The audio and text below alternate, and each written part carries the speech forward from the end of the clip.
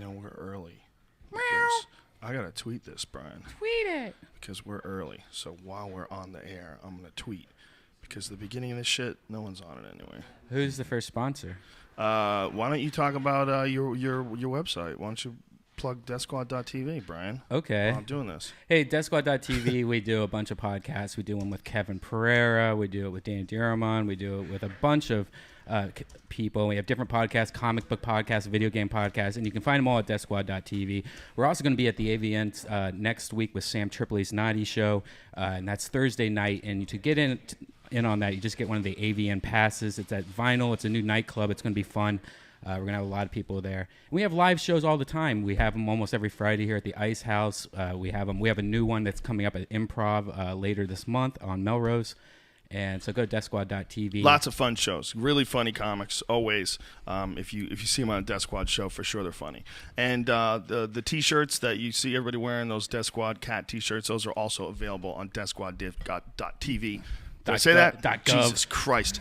Enough. So go there and support. And also, we're brought to you by Onnit.com. That's ONNIT. Don't go to ONIT because it's a totally different company. What is it? And I don't know. It's like they like sell banks or some shit like that. But what we sell manly shit, son. Okay, kettlebells, battle ropes, extreme kettlebell cardio DVDs, hemp protein, vitamins and supplements. All essentially stuff that I use. If we find out there's anything really cool out there, we try to sell it. That's I think a good philosophy to have. One of the newest additions is the Blendtec Blender. It's the one you might have seen online, blending iPhones.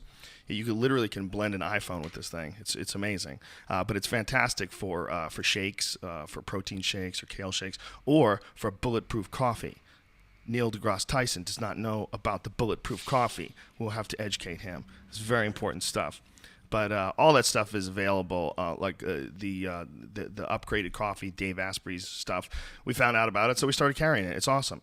Killer bee honey. Why killer bee honey? Because it sounds cool to have. It's the only reason to have. I'm sure it's no better than regular honey. In fact, it's probably worse than regular honey. But it sounds gangster as fuck to have killer bee honey in your house. So that's why I have it, and that's why we sell it. And it's a company that is as ethical as is possible and still run a business. There's and all the supplements, there is a 100% money-back guarantee of the first 30 pills for 90 days after you buy it. For 90 days, you can try it. Try whether it's Alpha Brain or whether it's Shroom Tech. You can read the science behind all of this, all of it on Onnit, and if you have any questions about it, there's always someone who can answer questions about that on forums. But the most important thing is, if you don't feel like it works, you get your money back. You don't even have to return the product. No one's trying to rip you off.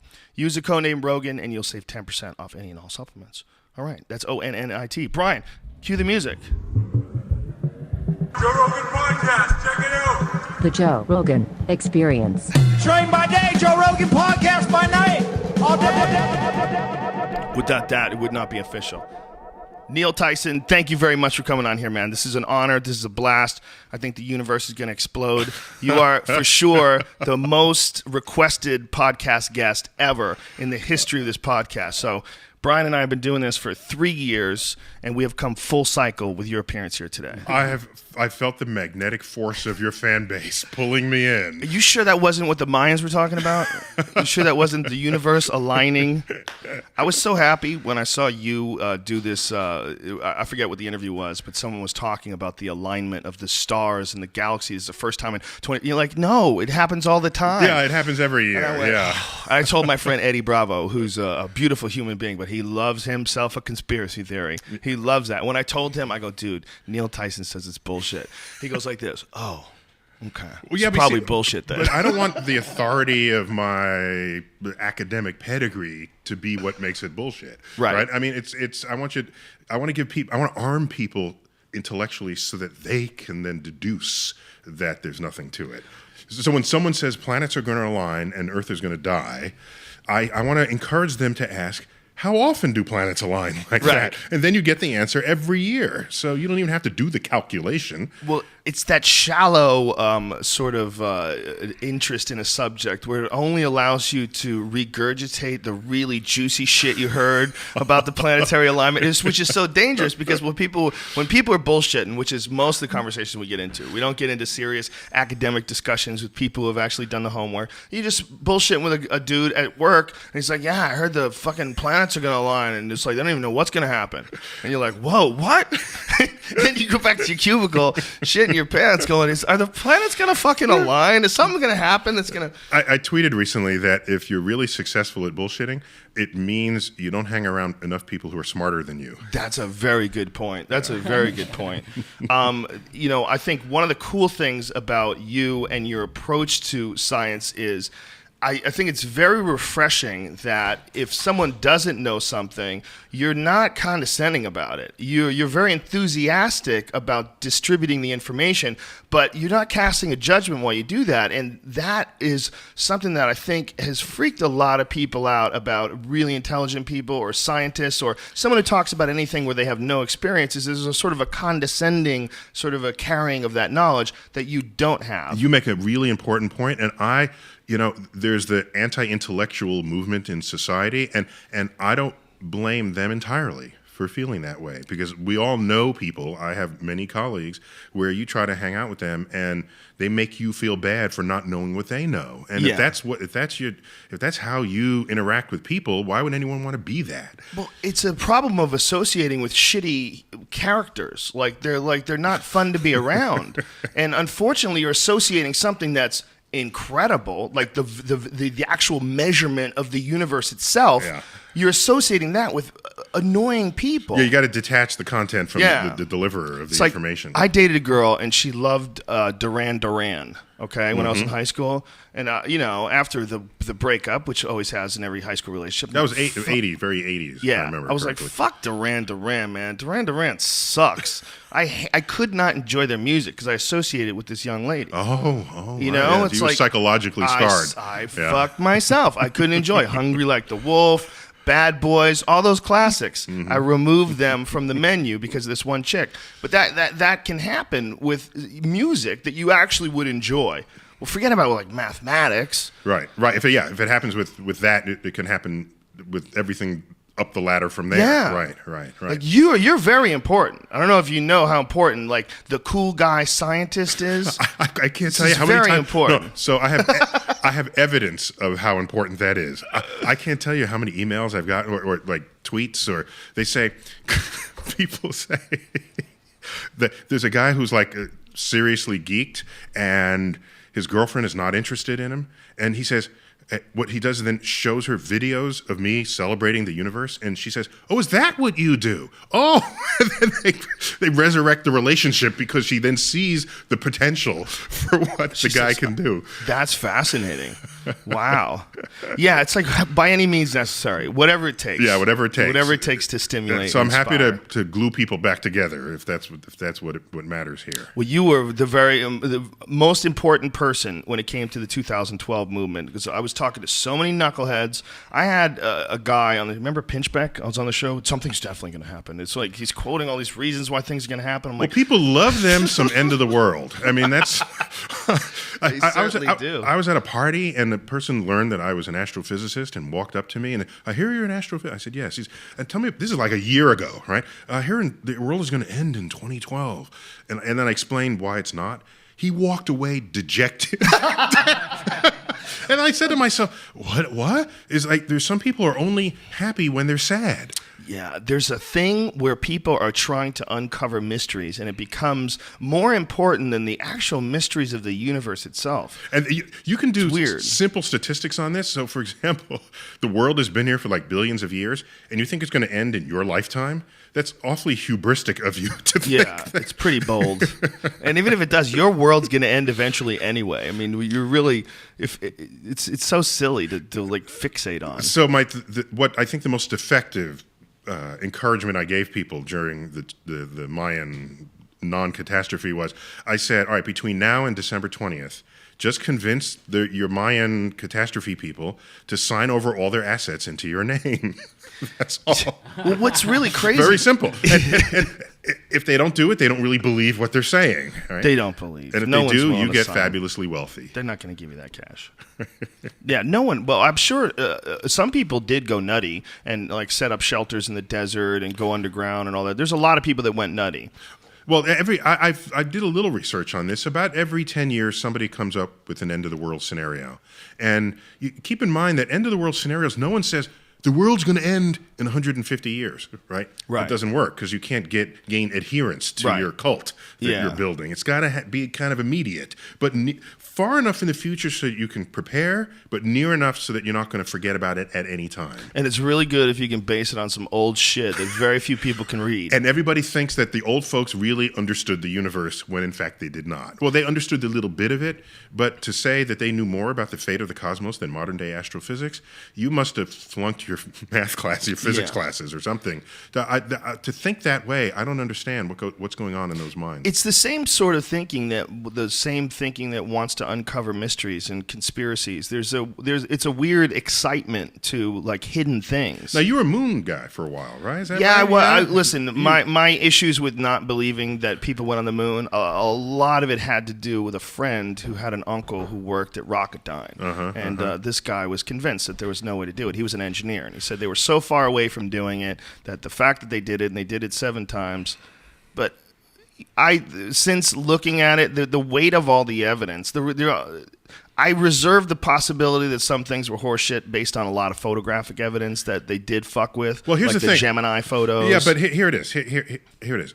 If you look at like the fuel that was loaded up into the Saturn V rocket, you can calculate where that fuel could take that rocket. It's to the moon and back. So they're not going to the Piggly Wiggly, right? Yeah. In the Saturn V. No, I'm a retard. Listen, if anybody has any real sense, they would look at it and say, "There's no way that was a hoax. There's no way." But it would be harder. See, people think it was actually hard to get to the moon. Yes, it was hard, certainly, but it would have been way harder to hoax it. Okay. Yes, today. But the thing about hoaxing things back then, the thing that was so compelling to me was that hoaxing things back then was really sort of the way they did it. I mean, that's how they got into the Gulf of Tonkin. That's you fake news stories. There was a lot of fakery going on back then. You're faking news. It was the height of the Cold War. And there was a lot of reasons why I thought some fuckery was afoot. And especially all these goddamn documentaries. Okay, so you're saying you felt justified just because of the landscape in which other things had been happening. That and visual stuff. Because that was the decade where we lost confidence in our government. Yeah. That was where for good happened. reason. Yeah. I mean, it was proven with Watergate, and it was proven, they over didn't and even over. know about the Gulf of Tonkin incident Over and back over, then. over and over, it was demonstrated. And the idea that they were able to do that in 1969 but haven't been able to repeat it since, of course, makes it even more delicious. It makes it even more conspiratorial attractive. And then the fact that the rock that they had given to Holland turned out to be a piece of petrified wood. There's a lot of weirdness to the moon landing conspiracy. And there was a lot of not just people that were that admired it, but it was almost like a religious thing. My friend called it a technological Jesus. He said that if anything is scientific, you should be able to question it and someone would give you an answer. But there's a bit of emotion and attachment and pride with certain historical accomplishments, like one of them being the moon landing, that forbid people from actually questioning. Well, it went beyond science. It was a cultural achievement. Did you ever read Clinton's quote? What was it? Clinton wrote a book, My Life. Clinton man, not Clinton woman. No, Clinton George. What's Bill? The guy who was the president guy. George Clinton. That's the other guy. His opinion is equally valid. By those the way. are two very different Clintons. Yeah. I'll find it here for you. The quote was it in his book, My Life? Yeah, it was in his book, and it was all on the time where it happened. He was working with a carpenter. Well, while you're looking at it, the way I reflect on people who say we didn't go to the moon, I say, what a compliment it is of our emergent culture, technological culture, that there are members of our society that are so impressed with what we achieved that they can't believe it. Well, yeah. So I take it as a compliment that people stand dumbstruck, awestruck, that it is beyond their capacity to believe it. I don't think it's beyond their capacity to believe it. I think if you had shown them, documentaries that didn't have any of the stuff that was in the shit that I saw, whether it was the moon, did we go, or there's another one, a funny thing happened on the way to the moon, where they just show over and over again all this fucked up footage, and it's very confusing to a non-scientifically minded person. Mm-hmm. You can get on a long downward spiral. And this Clinton quote, this fucks with me. Just a month before, Apollo 11 astronauts Buzz Aldrin and Neil Armstrong had left their colleague Michael Collins aboard Spaceship Columbia and walked on the moon, beating by 5 months President Kennedy's goal of putting a man on the moon before the end of the decade. The old carpenter asked me if I believed it happened. I said, sure, I saw it on television, and he disagreed. He said that he didn't believe it for a minute, that those television fellers can make things look real that weren't. Back then, I thought he was a crank. During my 8 years in Washington, I saw some things on TV that made me wonder if he wasn't ahead of his time. Yeah, look, it's a horrible quote to hear from the President of the United States if you're a confused young man and you think we maybe didn't land on the moon. You read something like that, and you go, what the fuck does that mean? Well, plus people in total give the government way more credit for organized behavior than they actually ever deserve. So I think they believe the government killed Kennedy. And I think a lot of people believe that if they did that, they could kind of do a lot of things. Yeah, I mean, so, okay, but, science is going to move on while you're, arguing that. And so, yeah, that's what we there's a point where you just say, all right, I got to move on. That's the other thing that makes a conspiracy so juicy, is that science didn't move on when it came to manned space landings. That was the end. The engineering of it, It was the political will. It's money at that level, right? And what all conspiracy theories have in common is that there's a point where you have to bridge a gap in the absence of actual data, and an assertion gets laced upon it to satisfy the claim that it's a conspiracy theory. So you say, they say, this is true and that's true. And the only way they can both be true is if this is covered up in between. So somebody always has to say there's a cover-up. But when there's actual knowledge about the world, nobody has to talk about covered-up information.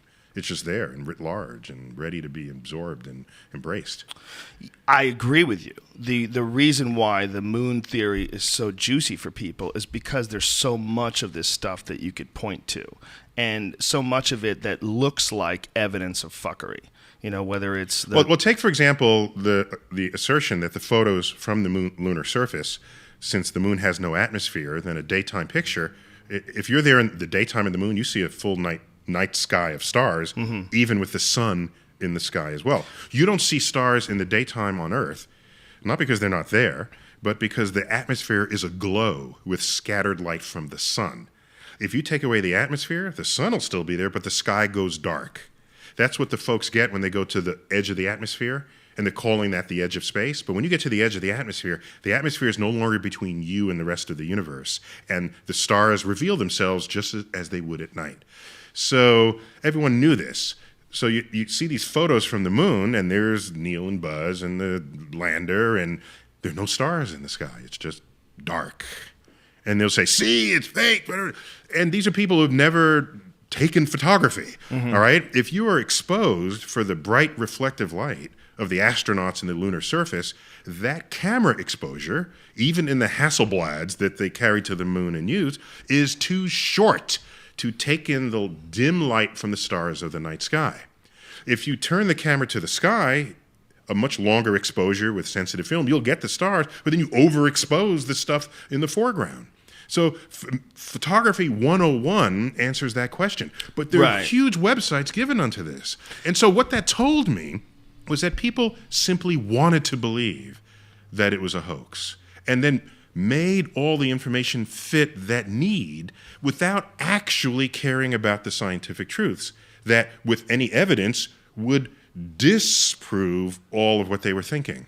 So at that point, I said, people just believe what they want. And so my task was not to debate moon hoaxers as an educator. My task is to get people thinking straight in the first place, so you're no longer susceptible to the kinds of thinking where you become selective about the data that you choose to believe, or you get duped by someone who's exploiting the laws of physics for their own financial gain.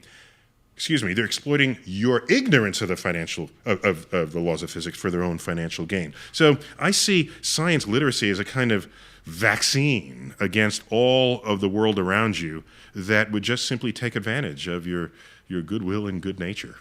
Certainly with things that can be easily explained, like you're talking about the light and the setting of the camera, all that stuff. But they led with that, and I explained that. Oh, well then how about, and they start going down a list, and I'm time to go to dinner, I mean, right.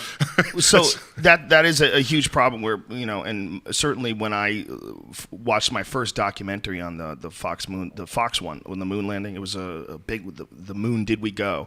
And there was all sorts of compelling evidence that was really weird, like photographs from different spots in the moon, but they had the same backdrop, and using this idea that they had done these inside some gigantic sound studio. And when you see something like that on television, you saw like Brian O'Leary, who is an astronaut. And once again, it's on TV. Yeah, so of course. There's the authority built into the medium.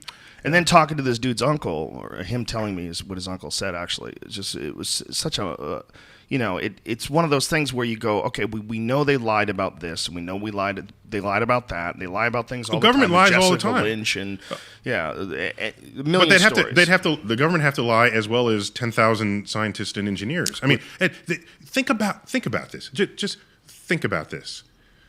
We knew more. If there were ever a state secret that the government wanted to keep, it would be the behavior of President Clinton's genitals, okay? But that got out. And only 3 people knew this. 3, all right? You're going to hoax a moon landing by telling 10,000 scientists and engineers to keep it secret for 40 years? That's not how humans behave. What was it? Was it Lemony Snicket who said? I forgot who the author was of this quote. Who said the only way you can keep a secret between 2 people is if one of them is dead. But that's not true militarily. I mean, we've kept big secrets for long periods of time. Well, you can keep, but really delectable secrets don't last. I can keep a secret that there's a bunker that I'm going to run to, sure. Right. But to keep a secret that like aliens landed and are DNA experimenting on us, that would get out. That's what people do. Stuff lesser stuff than that gets out. Well, when you hear things about like Area 51 and like the Robert Lazar interviews, have you ever heard of any of that stuff? For it to be true requires that you say someone is keeping something a secret. So you don't think that anybody's capable of keeping secrets? Not on that level. Oh, no. I don't. Oh, my gosh. I completely disagree. I think that friends can keep secrets. Oh, sure. Wait. Yes. I mean, the quote with the one has to be dead, that's an exaggeration. Right, of course. But beyond a certain number of people, the conduct of human beings, if the secret is really juicy and really, really tantalizing, I think there's 0% chance that that's likely. I disagree. There'd be diaries, and there'd be like people telling their families, like we didn't go to the moon. Look at the secrets we already know. Look at the secrets that get out. Yeah. No, listen. I mean, for sure, most secrets get out. However, I absolutely think it's completely possible for people to keep secrets. Actually, it's an experiment that you can't conduct. Right. To say, like make a fake happen. No. The statement, most secrets get out. Right. For all you know, that's 100% of the secrets. It could be. Yeah, you're right. It's just a simple, untestable fact. Well, don't you have any secrets in your past that you got away with? Sure, a lot of people got away with some secrets. Yeah, but I didn't tell it to 10,000 people and say, keep it a secret. Well, the idea is that if you're talking about NASA, the idea about the moon landings was that it was compartmentalized. And, the big one is that Stanley Kubrick was the... there's actually a fascinating documentary. Again, fucks with my head because... As I've always said, it's terrifying when you're too stupid to know who's dumb. And that is often where I find myself when I'm watching these things. And there was this documentary that was all about the different sort of techniques that Kubrick used in 2001 and how he had brilliant and pioneering. Yeah, he had changed the way you reshot gigantic scenes by some new process called it was something about front projection. I think that was basically what the name of the process. And then he showed all the evidence of front projection footage in the moon landings. And again, you're fucked because you're sitting here and I don't, I'm looking at this. I'm like, okay, well, who's right here? Is this, have you ever seen the video of the astronauts on trampolines? No, I haven't. I never thought in my life that I would be in the position to have a real astrophysicist watch a ridiculous video. And so I want you to, Brian, pull up astronauts on trampolines. You're putting this up. Okay. You got to see it. It's beautiful. I don't think I've seen it. It's astronauts, and the conspiracy is that they are either on trampolines or they're on some sort of a wire harness because of the way they're moving, and that they're moving behind the lunar rover. And that's to hide either the trampoline or hide the movement of their feet, like the way the shot is positioned. And it's a motherfucker. This one drives me bananas. Okay, Check so this shit it's out. playing Here now. it All is. right, I'm checking it out. Now watch this. We were going to do a bunch of exercise that we had made up as the Lunar Olympics. Show you what a guy could do. Doesn't that look like a guy who just got On the yanked up in the air? backpack on. Look, check this out. But for a 380-pound guy, that's pretty good. They threw that out. Yeah, jump flat-footed, straight in the air. 300, about 4 feet. They fell down. Wow. Look at this. Whoa. I mean, that ain't any fun, is it? what are they doing? That ain't very smart. Well, I mean, obviously, if you're a person who's not scientifically inclined and you're prone to conspiracy theories, guilty of both, and you see something like that, you go, what the fuck is going on there? Is that really the moon? Are they really jumping around like they're on trampolines? It looks like a guy's getting yanked up by wires on the moon. Well, I'm just saying, you look at the trajectory of the Saturn V rocket, and so That's nice, to but have a that subsequent doesn't mean a person was in it. When you watch that, doesn't that look weird, though? Well, okay, you're saying if you don't know what the laws of physics would do on the surface of the moon. 1/6 gravity, when you're watching this, doesn't that look weird to you? Okay, so I understand that how susceptible one can be when you're confronted with what is given as evidence. Yes, yes. So and if I don't otherwise come across that way, I am sensitive to that. Right. I'm if you don't otherwise have the tools to analyze information, then one is susceptible to all manner of forces of thought that go on around you. And like I say, by then for me, I don't have the energy to fight all of that. Right. Like, of course. I just teach people sort of how to think about information, and then I walk away, and then they make a life of, they vote for whoever they want, but they've got intellectual defenses, and so that's that. There are other people who take them on head to head. You know, like Michael Shermer, big skeptic. Yes. And more power to him. He's got the patience, and he's got good analogies and and he can present to you the evidence, the psychological evidence of why we're susceptible to this. He's got a whole book called Why We Believe Weird Things. You know, I mean, it's. Do you think it's weird to look at that video and think it looks odd? It'd be weird if you otherwise knew what it looked that like. A 33-story rocket filled with fuel launched from Cape Canaveral, took several orbits around Earth, went to the moon, took pictures from the front side of the moon, the back side of the moon, images from the surface of the moon. A week later, it comes back. An aircraft carrier goes into the Pacific to pick up a capsule out of the ocean. People get out of the capsule, get on the spacecraft. The president meets them. Life magazine writes profiles. But that's all emotional. But it all built. After you get to a certain point, I'm just saying kind it of builds. And then someone shows you a video and says, well, maybe all of that didn't, that was all fake. Well, the idea is not even that it all didn't happen. A lot of the idea proposed in the Kubrick documentary was that the footage was fucked up and that they made a lot of extra footage. And that a lot of what you see is faked footage where they were worried that they weren't going to be able to do it, so they decided to fake it, and some to see if they could fake it, that there was two schools of thought. Okay, that's a whole other thing. That says we did go, but they needed a movie director to help out the view. Well, you ever see the Michael Collins photos? And these are really annoying, but I'll show them to you.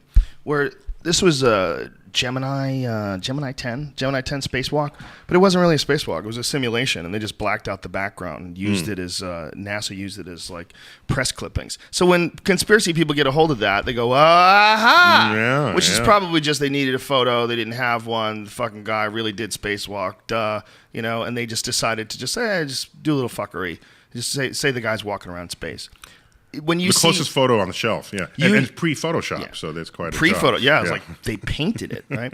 So like, you see something like that with your knowledge of physics and with your understanding of vacuums and zero gravity. That doesn't look. It's completely straight. It's completely. It looks totally normal. Well, yeah. It depends on how quickly they return to the ground. I mean, these are you have to sort of judge that, and but I'd want to see more. I mean, this is a pretty tight shot, and right.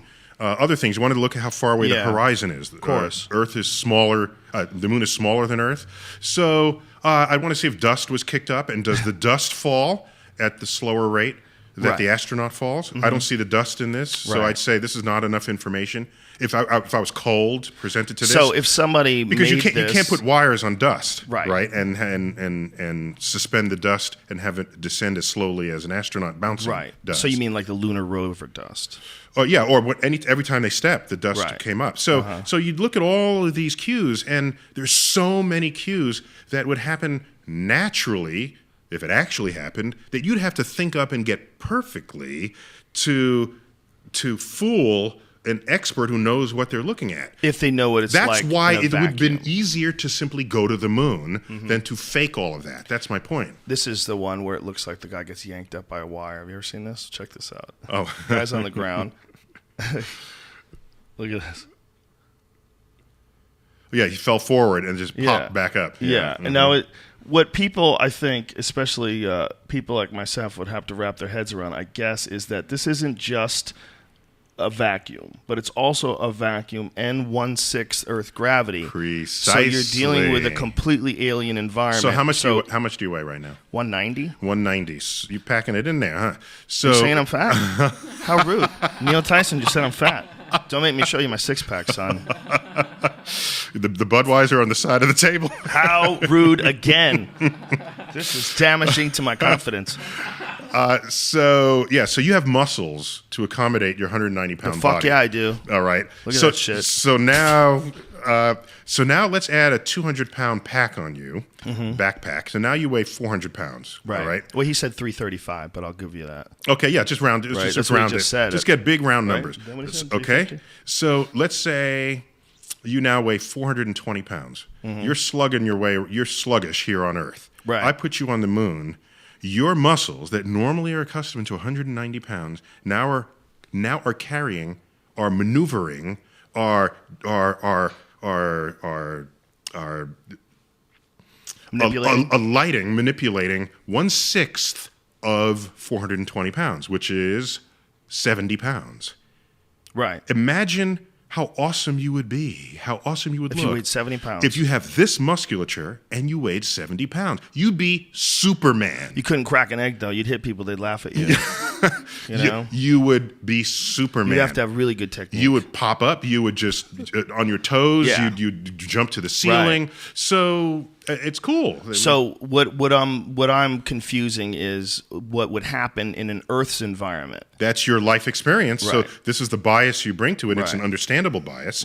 And that's what makes the world, the moon, an otherworldly place. So 'Cause 70 pounds. It's that literally. You literally could spring up as if you were pulled by a cord, like you would look like. You can spring better because the cord has to make you feel like you're 70 pounds, but now you are 70 pounds, so you just do it. I really enjoyed Mythbusters' version of it. They went into depth about flag waving, and I thought it was really fascinating to watch where they actually created a vacuum and had the flag wave in a vacuum. And it's weird because it doesn't. You know, we have an idea in our head of what it looks like when a flag waves. Well, that's obviously the wind moving that flag. But there's wind here. There's nothing. There's zero atmosphere. Now, when someone would run by a flag in zero atmosphere, does it create any wind? Is there anything? Nothing. So if a guy hops by a flag and the flag blows in the breeze, what's causing that? Is that a faked footage or is it depends. Fake video? Yeah, yes. If you walk by a flag has nothing to do with zero G. It has to do with no atmosphere. Right. Right. Yeah. So you walk by a flag, there is no breeze that is left behind you in the wake of your steps, and depending on how much air you displace. things next to you might respond to that. If there's no atmosphere, no, there's no way to get that information to the flag. So Brian, pull that up. Pull that up. Flag blowing in the breeze. I'll tell you the video it is. No, so what you have here is with the American flag that's set up there, there's sort of residual stiffness to the flag. My YouTube. There's residual stiffness to the Right. to the beam that has to hold the flag, otherwise it would Right. hang limp. Yeah, All there's right? a shaft through the top of the Exactly. flag. There's a famous quote by Arthur C. Clarke, who, and at one point I had tweeted this, where he said it's in space where there is no air, a flag cannot wave. So maybe space is not a place where flags belong. Whoa. Yeah. Apollo 15 is the one. It's really fascinating because they stick it into the ground, and then the dude hops by it, and when he hops by it, it wiggles in the breeze. Like there, you can see clearly that the shaft he had is just over the top stuck of it in the ground. Yeah, exactly. No, I'm Okay. saying the shaft is in it, and it's in place, and it's still sort of reacting to the environment. Right? Sure. Now watch what happens when the guy gets behind it. Now he's sort of moving along, and he gets in front of it. And when he hops in front of it, the flag follows him like it goes in the breeze. Maybe his How leg long is this touching video? it. No, nothing touches anything. Pull it ahead. Well, Pull if pull it does move, the evidence would suggest that something touched it. Right, you Okay. would say. Right. So something. See his foot, how close his foot is to the base. Yeah, of that's the, not where the video is. Keep going, though, okay. Brian. Keep going. Get it to the part where the guy goes around. He's taking some pictures here. Right, so here's- it would have been much better if we queued this up. Cue it up to like right there. Okay. Okay, but I can so make- watch. I can make okay, a- then back it up. You missed it. You back. So now it's wiggling. Just get it to right when the guy hops in front of it. Dude, you suck at YouTube. You really suck at YouTube. You missed it Yeah, I again, don't you s- fuck. Jesus Christ. The guy goes hopping in front of it. Here it goes. And you see it wiggle in the wind? No, I missed. Can you do that? Do You it had again. stuff on the screen there. Okay. Fucking ad popped up. Mm-hmm. See that? What's Yeah, that? yeah. It looks like a breeze blew it. Yeah. Mhm. So So do you think it's either- possible that that's fake? Yeah. So either all of this got faked, or something touched the flag that was not obvious No, from that's this. not No, true. but that's Well, my look- point. But No, it's that's- not either. It's not either. It could have easily been that some of the footage didn't come out well, or they faked some of the footage, or that was What if his faked, or that arm- might not have been even real Apollo footage. No. So, no. I mean, that might have been something that someone made and then put it up as a goof, and then everyone like me is saying that's Apollo exactly. footage. So here's my point. So there's a lot of fakery out there, official and otherwise. Right. All right. And the most susceptible field of investigation to fakery is ufology, right? Okay. Sure. So here's my point. Or ghosts. Okay. You're looking at a picture that's relatively low quality, that doesn't see the entire zone around the flag, that you don't have full information. Mm-hmm. So someone goes by and the flag wiggles. Either this was faked and there is air and the flag is responding to air, or there's something, and the whole Apollo 15 mission didn't happen, if you want to take it to an extreme, that doesn't mean that, extreme though. limit, or there's something that didn't make it into this photo. Right. And that's all. It's not. Could have been like as he jumped, maybe a piece of dust, a piece of something kicked up and hit it, precisely, and we don't see it because it's such low Or res. his equipment touches it. He looks like he's pretty Yeah, close. exactly. He's You don't pretty have far away from it. No, it no. looks You like. have no depth yeah. queuing. Yeah. But there. look, the thing's in the ground right there. Let's see the guy go by. Mm-hmm. You do have depth if you watch the whole It's thing. not good. It's not good depth. And he's got a backpack. Yeah, And so I can't lose sleep over that. Yeah, No, I'm definitely not losing sleep over it. I just wanted you to look at a guy hopping in front of a flag blowing in the breeze on an atmosphereless moon. Yeah. I mean, these videos are one of the reasons why so these it should- conspiracies Yeah, and exist. so I sympathize with some of that. But it doesn't necessarily mean that no one. I mean, if some piece of footage is faked, it doesn't mean the whole mission was fake. Yeah, not only that, but I would say that it is so hard to fake every little thing that would need to happen. It's easier to just go to the moon. Really? Would it be? Why would it be so hard to make video footage and photographic footage and then release it? I'll give you the way another they reason did it? why. You can't put the sun for all intents and purposes in a photograph, is at infinity, which means all shadows are parallel. All right. Right. So if you photograph them in the correct way, so that you don't have a foreshortening of an angle, you'll see that shadows are parallel. Okay. They point to one point. They reference one point at infinity. You can't fake that. In fact, that's how I know in Hollywood if they've artificially lit a scene and pretend that it's the sun, because they can't actually put their light source at infinity. And so I let it go because it's Hollywood and they pretend that it's daytime when they're filming at 3:00 in the morning when there's no traffic. That's right? a hilarious statement, though. I let it go. I pretend, I have to equate in my head. The sun's at infinity. These all right. They want to bullshit people. Well, because that's they're trying. Fine. But you got to talk about suspension of disbelief. With me, I'm like, maybe she really couldn't kill that dragon with a sword, but fuck it, I'm at the movies. With you, it's like this. No, I look for, they can't control the sun. So if they film one part of the scene in the morning, another part in the afternoon, the shadow is pointing in a different direction. Right. And they want you to think it just happened 10 minutes later. They can't control the sun. Right. So they fake the sun in a sound studio and they have the right color temperature of the sun, so it feels like sunlight and it has that sort of brightness that you get. So I let that go. There's so much you'd have to fake. I swear to you, it's easier to just go to the damn moon.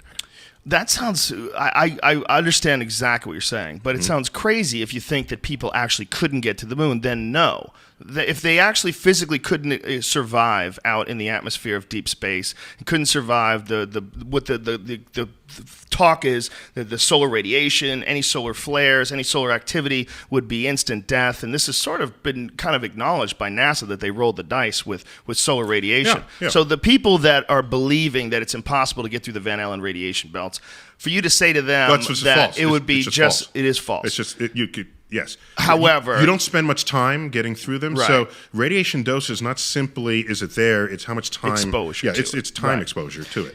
The intensity plus time gives you total dose. Right, but these people that believe that no humans have ever done it before, because the only people that did it were the Apollo astronauts, and there's no one's been able to do it since. And every single space station flight, every space shuttle flight, all of them are within 400 miles easily. Yeah, I mean space station is 2 something. Hubble is a little higher, right? About 360. Right. But these miles. But these are the only times where human beings have ever been past that. Was the Apollo program. So for the conspiracy-minded, of course, that comes up. Well, no, you can't survive in deep space. No one's ever done it except some people in the 60s, and no one believes that today. And the reason why you can't get out there is because of solar flares and radiation, all this jazz. So if they're right, then it would be easier to fake it. Now, you say they're not right because Van Allen says it's safe to go through the belts, and then they went through the top, the donut hole. But realistically, when people look at human beings that have actually been through, the last time someone did it was 1972. That was the last time a human being has been more than 400 miles from the Earth's surface. That freaks people out. Because every single technological achievement from 1969 is easier, cheaper, and faster to reproduce today. It had its own trajectory. I mean, in 1969, the computer was still half the size of the room. So, and that's one thing. Same computer that's like not even an iPhone. Right, exactly. And or the computing power that's in a singing birthday card. So what Kubrick got wrong in 2001, in the midst of all the rest that was visionary, was the assumption that the future would be one big computer controlling the one big ship. The notion of distributed computing, where you would have the power of a mainframe sitting on your hip, was unimagined at the time. So yeah, things got systematically more powerful, but that's a natural progression of technology that's been going on since the Industrial Revolution. Right. That alone shouldn't surprise anybody. No, that doesn't surprise anyone. The argument is that the manned space flight is the only thing that hasn't advanced. If you watch these movies from the 1970s, they talked about 2010. My God, there's going to be space stations on the moon, and there was Space 1999. Do you remember that show? Yeah, of course. Yeah. God, yeah. I mean, but the reality is our manned space exploration ended. I'll tell you why. Money. Yes, that's the clean, clear answer, but there's a more subtle answer. All right. When we went to the moon, everyone assumed, because of the way it was marketed, there was the the profiles in Life magazine of each of the astronauts, and you saw their families, and the president said we should do it, and it was this grand mission from NASA, a civilian space agency, and the World's Fair in New York, 1964, was all about inventing a future. So we were living that romance. All right. What we were not reminding ourselves is that the only reason why we went to the moon is because we were at war with Russia, with the Soviet Union. That is the only reason at all. If you don't carry that motivation with you, and you're only thinking that this is simply the next technological thing to do, that when we learn that Russia's not going to the moon, therefore we have no reason to continue, and we stop, you then you cry foul and you say, well, wait a minute, how about the future? How about Mars? And how about the rest of that? Well, the rest of that was not ever in the plan unless Mars had planned to, unless Russia had planned to do it. And so it was not a natural flow of what our technology would have done because it didn't flow out of our economic creativity. It came out of our urge to not die. And so when you have that scenario, of course we didn't go past the moon after 1972. We were no longer competing with Russia to do that. I understand what you're saying, and if I was more conspiratorially minded, I would argue that that's a nice, convenient thing to say, but the reality is we still kept up as far as other avenues of military, whether it's building better bombs or faster planes. Of course. And it was all about military superiority. Of course. Like, wouldn't we be the first to set up a base on the moon? Wouldn't we be the first to... It's not necessary unless Russia does. Right. In fact, most of what we did in space was reactive to Russia. We were not the first in space. Russia was. We weren't the first to send a life form into space. Russia was. Russia sent a dog. We weren't the first humans in space. Russians were. Russians even put the first black person in space. It was a Cuban cosmonaut. The achievements in space, what we did, we got to the moon first. And then we said, we win. And so we have repainted that era in our memory as we are the pioneers, and we did it because we explore. No, we did it because that's a nice after-the-fact window dressing you can put on that achievement, but we did it because we were at war. There's no... Once you understand that, it allows you to understand why we stopped. I completely hear what you're saying, but you are fueling the conspiracy fires, and the people right now are thinking, Neil Tyson is working for the man. This is what's going on. He's come on this show to try to explain things in a very logical way. Look at him with his tricky facts and logic. Yeah, the muddying it with information facts. About history. I agree with you, but I still see room. I still see room for fuckery. It means Mars is not in our future. No, it doesn't. Unless one of two conditions are satisfied. Either China says they want to put military bases on Mars. We're on Mars 10 months after that. 1 month to design, build, and launch a Mars-worthy craft, and 9 months to get there. All right? That's if China says they want to put military bases on Mars. We're there tomorrow.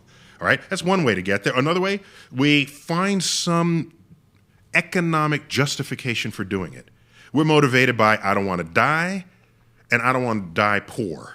But aren't there like massive resources just on the moon? I mean, haven't they found titanium? Entirely. So that's a frontier. And space, what's the name of this new venture? Space Resources. No, Space Resources Incorporated. They're, I think that's their name. I think if I got it wrong, but just do a Google on it. You'll find it immediately. This is a group of folks. They're astronauts and aerospace engineers and scientists and entrepreneurs who say, an asteroid the size of a football field has more mineable rare elements than have ever been mined in the history of the world. God, and if you tow that thing to Earth, there you go. The size of a football field, or less, size of a barn. So there are platinum group. See, nature already did the sorting of the elements for us. All right, there was something called planetesimals. Objects that didn't quite grow big enough to become planets, and then they were susceptible to being shattered back into asteroids. So when you make a planet, and it's still molten, the heavy stuff goes to the middle. Right. Because it sinks, and the light stuff floats. Well, what's heavy? Iron is heavy. Platinum is heavy. Iridium is heavy. Uranium is heavy. All the heavy stuff is heavy. So nature then sorts it. The geologist calls it differentiation. It sorts it. Now you have this cosmic object that later on gets shattered. You now have asteroids made of crust and asteroids made of core material. And the core material has got all the elements and all those rare earth metals that we value in industry, that we value in jewelry.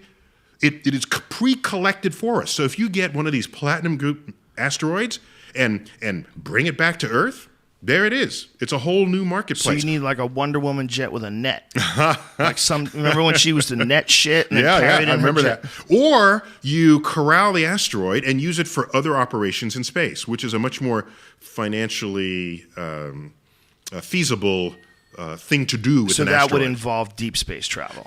Deep space. Not only that. Deep space travel or robotic? Warp Would they be able to do it? You can do robots, sure. If we can perfect robot, let the That's damn the robot best do it. way to do it anyway, You isn't don't it? you don't have to feed them. They don't want to come home after that. Do Unless it, we robot. flee this planet.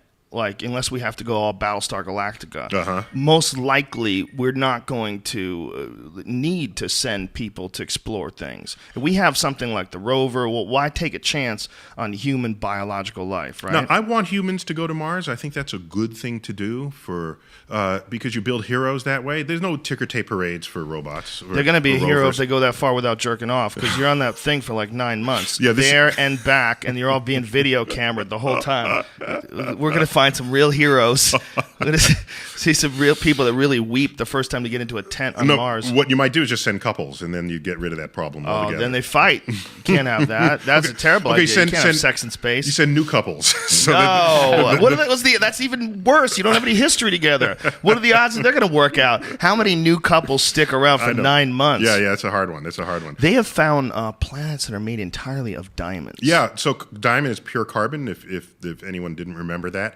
a diamond comes in like Carbonated compression, right? Yeah, 5 or 6 varieties, and one of them is what's in your pencils, the graphite, very soft and That's a and diamond? smooth. No, but it's Oh. it's carbon in the lattice is layered in these smooth layers that slide off one another. That's why a pencil, as you touch the pencil to the page and drag it, what you're doing is you're dragging layers of carbon lattice off of the graphite. Wow. And that's I never why thought of it that way.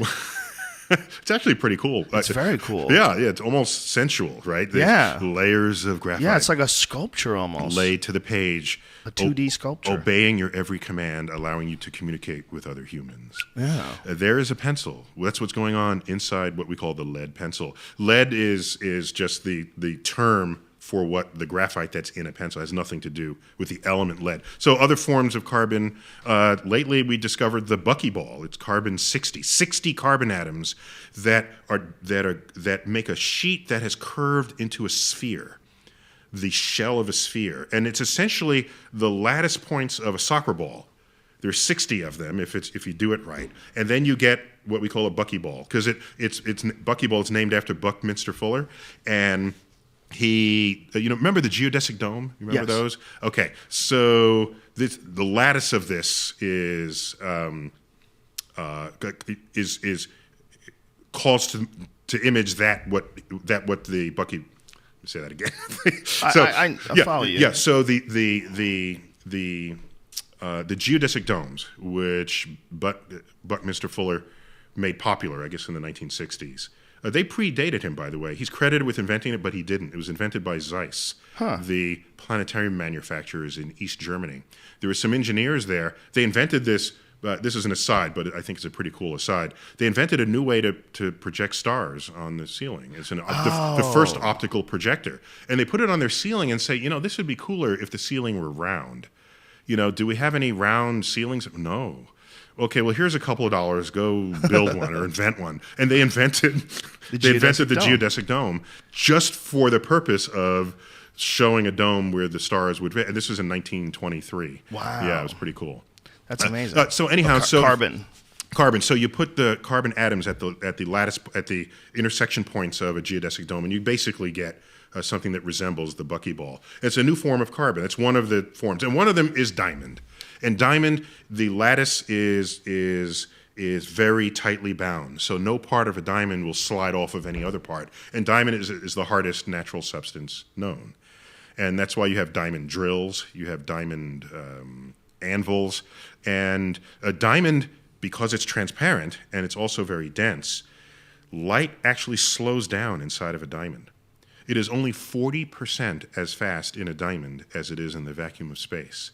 And because of that, it bends so severely in the cuts of the diamond that you can get double and triple reflections inside. So light from one direction comes out in a different direction, making the diamond look like it's radiant on your finger.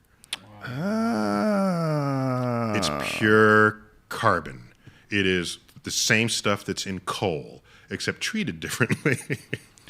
There was a man who they wrote an article about him in Wired magazine a few years back, where he had acquired some sort of technology from the Soviet Union where they had figured out how to make diamonds. Oh, they're making them now. Yeah. I mean, I hosted Nova Science Now. I don't anymore, but in my tenure as host, we visited. They blindfolded me because they don't want De Beers to know about it, and took me to a secret factory, a manufacturing plant where they're layering carbon onto a lattice in just the way a diamond is created, and they're just building diamonds. They blindfolded you. Oh yeah! In fact, they took away my iPhone because my iPhone has the inertial memory of where it has been. So that had to be turned off, and I was blindfolded. And then we did the interview in the factory, and we looked inside the special patented devices where they make it. Now, here's what's the real weird thing about that. Oh, by the way, wait. Then I took some of the samples of diamonds that they made and went on to 47th Street in New York, which is the diamond capital of the world, and I showed it to the guys there, and they were purer than any other diamond they had that had been hauled from Earth. This is how ridiculous chicks are. This is what I'm going to get to. My wife says she wouldn't want one of those diamonds. Why? Because they're artificial. Well, so I spoke to the merchants. You know how crazy that is? I spoke to the merchants, and I said, what are you going to do if there's a flood of these diamonds on the market? They said, people are not going to want them. He sounds like your wife. Exactly. Because they want to know that it was forged in the fires of the belly of the earth. Yeah. And not just out of somebody's back lab. And I said, okay, but, these are pure diamonds than anything Earth is creating because we can do a better job making diamonds than Earth can. And so for me, I'd take the artificial diamond. Fuck yeah. And some poor African kid doesn't have to chip it out of a rock with his hands. Good point. It's a very important This point. is technology replacing human labor once again. Well, isn't that a weird good thing? way, Does yeah. it freak you out when, obviously you're very technologically minded, but when you realize where these conflict minerals come from and the actual stuff that's in your iPhone, someone might have dug it out of a hill in a poor community in Africa. I mean, it's incredibly ironic. Yeah, but it's not uniquely poor as a community that's exploited for some economic gain. So my issue wouldn't be, I'm concerned about these minerals. I'm concerned about all the places where that's happening. Sure. And but how many? But it is ironic that the most technologically advanced shit we have needs to come that way. That's where in 2012. Until they've started reform in these areas, that's where it was coming from. Yeah, that's except how it was getting to us. I wouldn't call a diamond technologically advanced. When I think of technology, I think of machines. Conflict minerals. I meant conflict minerals that are in lithium ion. Things nature, okay. Coltrane and your cell phones. Okay, right. Yeah. So diamond. So yes. Getting back to what started blood this. diamonds. Getting back to what started this. Carbon is the fourth most. Carbon is the fourth most common ingredient in the cosmos. And so in the cosmos is full of places where there's high temperature and high pressure and a lot of time. And we are delighted but not entirely surprised that there are places in the universe, even entire planets, where a large part of their composition would be pure diamond. How long does it take to create a diamond in the Earth's inside?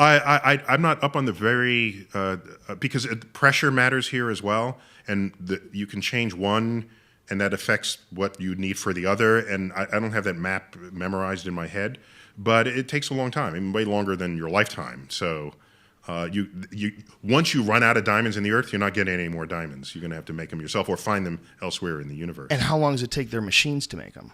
You can make one in about a week. Whoa. Oh yeah, you just lay it down. You're done. How big is it? Like a quart? It's hard to make a big one. They make one. I'm not carrot fluent, but the size of a BB. So one that could easily fit in a post earring.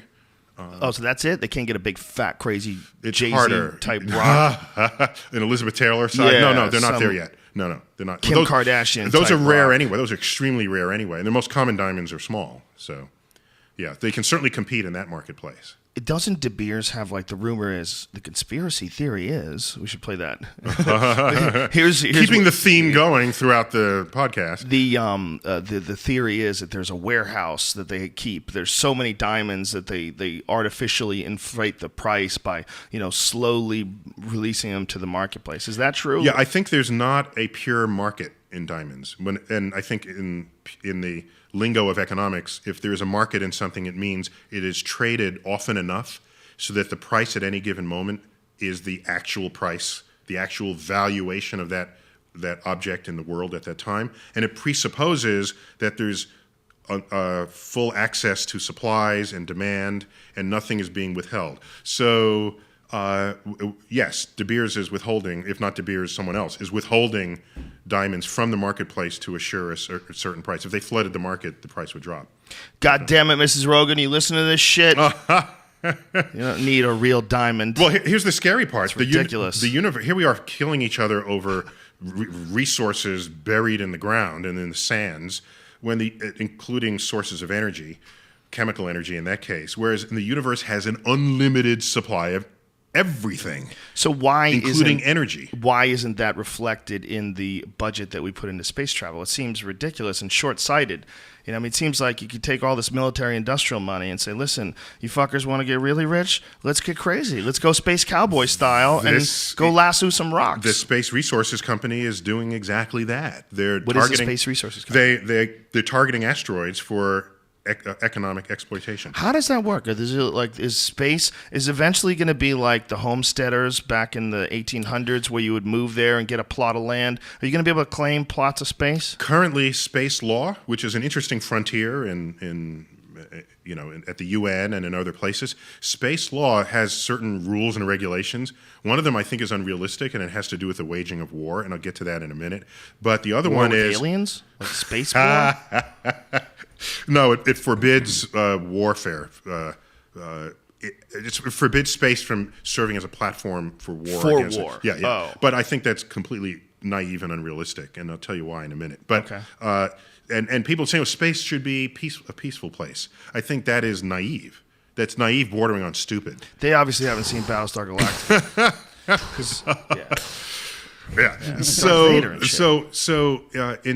space, so the way the books now read, it could change with emerging consensus. The way it now reads is you cannot own anything off the Earth. However, no one can stop you from putting a flag on it, and no one can stop you from mining resources from it. You just can't claim to own it and require that someone else pay you to use it. Okay? So in other words, there's no private property, there's no private objects in space. But if you do acquire an object and you bring it back, can you use it for profit? That hasn't been fully explored legally yet. Yeah, if you invested all the money, I think the laws are going to go in the favor of free market capitalism. And this is why conspiracy theories will step in and say that's why Obama's moving towards socialism. They're trying to control all the resources in space. They want to pull in all those minerals and diamonds and ruin the Jews in their marketplace stranglehold on the diamond industry. Except the rate at which Obama's plan to return to space is not commensurate with that as a viable. Unless you take into account the conspiracy theory to keep the elites alive forever and start killing off people with eugenics. And wars. There's a lot of people that's another very fine conspiracy theory. Crop circles and chemtrails. I don't know if you're familiar with either one of those. I don't know about chemtrails, but certainly crop circles. Everybody knows about crop circles. I mean, come on. You don't know about chemtrails? No, what are chemtrails? I need to introduce you to Eddie Bravo. No. What chemtrails are is one of the easily the silliest conspiracy theories. Mm-hmm. There's there's validity to it, unfortunately, in that, first of all, cloud seeding has been done in many cultures. It's done on like a regular open basis in the United Arab Emirates. In Abu Dhabi, they made it rain 50 times last year. Like, they're doing it every week. I mean, you can do it. We know that scientifically, but what they're claiming is that the government is spraying shit out of planes, and these are not regular planes. And those contrails that last forever, those are actually chemtrails. Those are fake clouds, and there's all sorts of different things they're spraying that control the populace through spraying. What is it? In what way is it controlling us? Well, I mean, Listen, what you're is it? asking What is it? for too many facts. You've already gone too far with this. I had to talk to a pilot. I said, okay, like, this is driving me crazy. Because they were like, when we were kids, man, those clouds in the sky, when a plane would fly over, they would dissipate really quickly. But now they stay forever. They're fucking spraying us with shit, man. This is how crazy people are. So then I talked to a pilot and I said, okay, how come sometimes the clouds go away and sometimes they don't? Persistence of contrails. It says it's the amount of how much water is in the atmosphere, which varies. Yeah. And I go, thank you. That's all I need to know. So when the jet engine flies through, it makes an artificial cloud. It really does. It spirals up the water and the wind, and in its wake, it leaves this temporary cloud. And it has to cool in order for it to condense. And if you look immediately outside of the engine, there's an interval where it is not clouded. It's completely transparent. Right. And then it cools, reaching the temperature of the surrounding air, and then it condenses out. But the levels of moisture are different at different altitudes. So a plane will not leave the same contrail at all altitudes, from near an airport up to 40,000 Exactly. feet. Just as, like, some areas it rains and some areas are desert. There's areas it should be it, but people get really wacky with that one. That's a weird one. And it's another one where there's very little looking into the possible answers. It's like they want it to be you spray. want it to be that. They want it to be cancer-causing things that the government is spraying on us in order to lower the population numbers, because there's too many of us. Right, That's why there's lithium in the water supply, Neil Tyson. I had this conversation with someone who said, did you know there's antidepressants in the water supply? I go, well, that's because people flush their antidepressants and they pee, and some of it's. I go, but the amount is so tiny. Yeah. I go, this is nothing that you could ever. It's not psychoactive amounts. He's like, how do you know that, man? How do you know that? I'm like, I don't know. How do you know, man? Go get some water and bring it to a fucking testing facility. Yeah, test it. You can test this stuff. Stop freaking me out. There's enough real shit to freak me out. What drives me nuts is, like, end of the world people. I would have conversations with them, and they were convinced this Mayan thing and all the society's all headed towards a certain thing. It's really obvious. And then I'm like, do you ever pay attention to supervolcanoes? Yeah, the real issues to be contended with here. Yeah. There's some real shit going on in Yellowstone. Yeah. Like, Yellowstone, every 600,000 to 800,000 years, essentially kills half the continent off. Do you know that when we were growing up, Old Faithful was called Old Faithful, and it was faithful to the clock. And then there was some geologic stuff that happened, and now it'll still blow, but it's not regular anymore. I saw this National Geographic I don't know if they rename it. Sometimes faithful, you know. Once in a while. Well, he held it together for a long time. Yeah, you got to get some credit. Yeah. It had There was a National Geographic piece on Yellowstone where it was right when they sort of figured out that Yellowstone was a caldera volcano. They figured out how large it was, and they were talking about the frequency of earthquakes, and it was over like a 6-month period or something like that. There was 2,000 earthquakes in Yellowstone. Oh yeah, well, it depends on what your threshold is for measuring an earthquake. Yeah. Most earthquakes in the world, if they happen right under your feet, you wouldn't notice it. And so, because their energy level is so low that they don't even get past the absorbers in your knee. You got new knees or new hips? What did you get? Well, ligaments. Oh, new ligaments. The knees are Almost no matter the condition of your knees, you wouldn't feel an earthquake up to 2 or 3 beneath. And in New York City, with the subway rumbling underfoot, where I live, that's like 4.5 on the Richter scale. Is it really? Yeah, it's something. In fact, when the World Trade Center collapsed, that triggered. I was 4 blocks away when it happened. That triggered. I paid very close attention to everything that was happening, including what kind of vibration in the ground it caused. And it was about like the A train going, 30 miles an hour, just below your feet. So when the train goes, you feel it. Oh yeah, and you ignore it because it's the normal vibrations of life. So that's and like of a city 4. living. Yeah, it's between 3 and 4. So you look at the earthquake accounting. There are tons of these. And so they don't really matter until it can structurally hurt something. And then you talk about it. It becomes a news item. So the count of earthquakes is not interesting. You want the number of earthquakes above 7, above 6.5, above 5. They start getting interesting, but not lethal yet. So you want to set your threshold, then give me the number. So are those earthquakes, those small ones like the Yellowstone ones, are they going on everywhere? It's just they're measuring it in Yellowstone? Yeah, well, some places are more geologically active than others. Places that are geologically active, where you get the occasional 7, 8, 9, or 7 and 8 on the Richter scale, or whatever the scale is called today, those places you're getting these low ones practically all the time. Yeah. Oh, all the time. Okay, so freaking out about Yellowstone having 2,000 earthquakes, like really you should freak out about 2007s. Yeah, that's exactly right. And this is another one of these things where it's partial information scaled up into a catastrophe scenario that feeds people's fears and the kind of fear that people delight in. People say, Manhattan has a fault line running right down the middle. Manhattan, where 3 million people live and work. And yeah, it does. And it's been dead for 1 million years. I mean, that's a geologically dead fault, okay? So it hasn't moved in 1 million years? No, I don't know the number, but it's dead. I mean, it's nothing happening there. We've got, play swings on it. There's not... And part of it is what created Harlem Heights, which overlooks Harlem. In fact, when Columbia moved in, they renamed it. It's actually called... they call it Morningside Heights, but it's actually Harlem Heights. And that's a raised part of Manhattan. It's well above the lower areas where the rest of Harlem is. It's a cool... So Manhattan has some remnant geologic features. Not all of it has been bulldozed over to put skyscrapers. That's fascinating. I didn't know that it was actually above it because of a fault. Yeah, it's a fault line, a fascinating fault line. And some of that was retained in Central Park.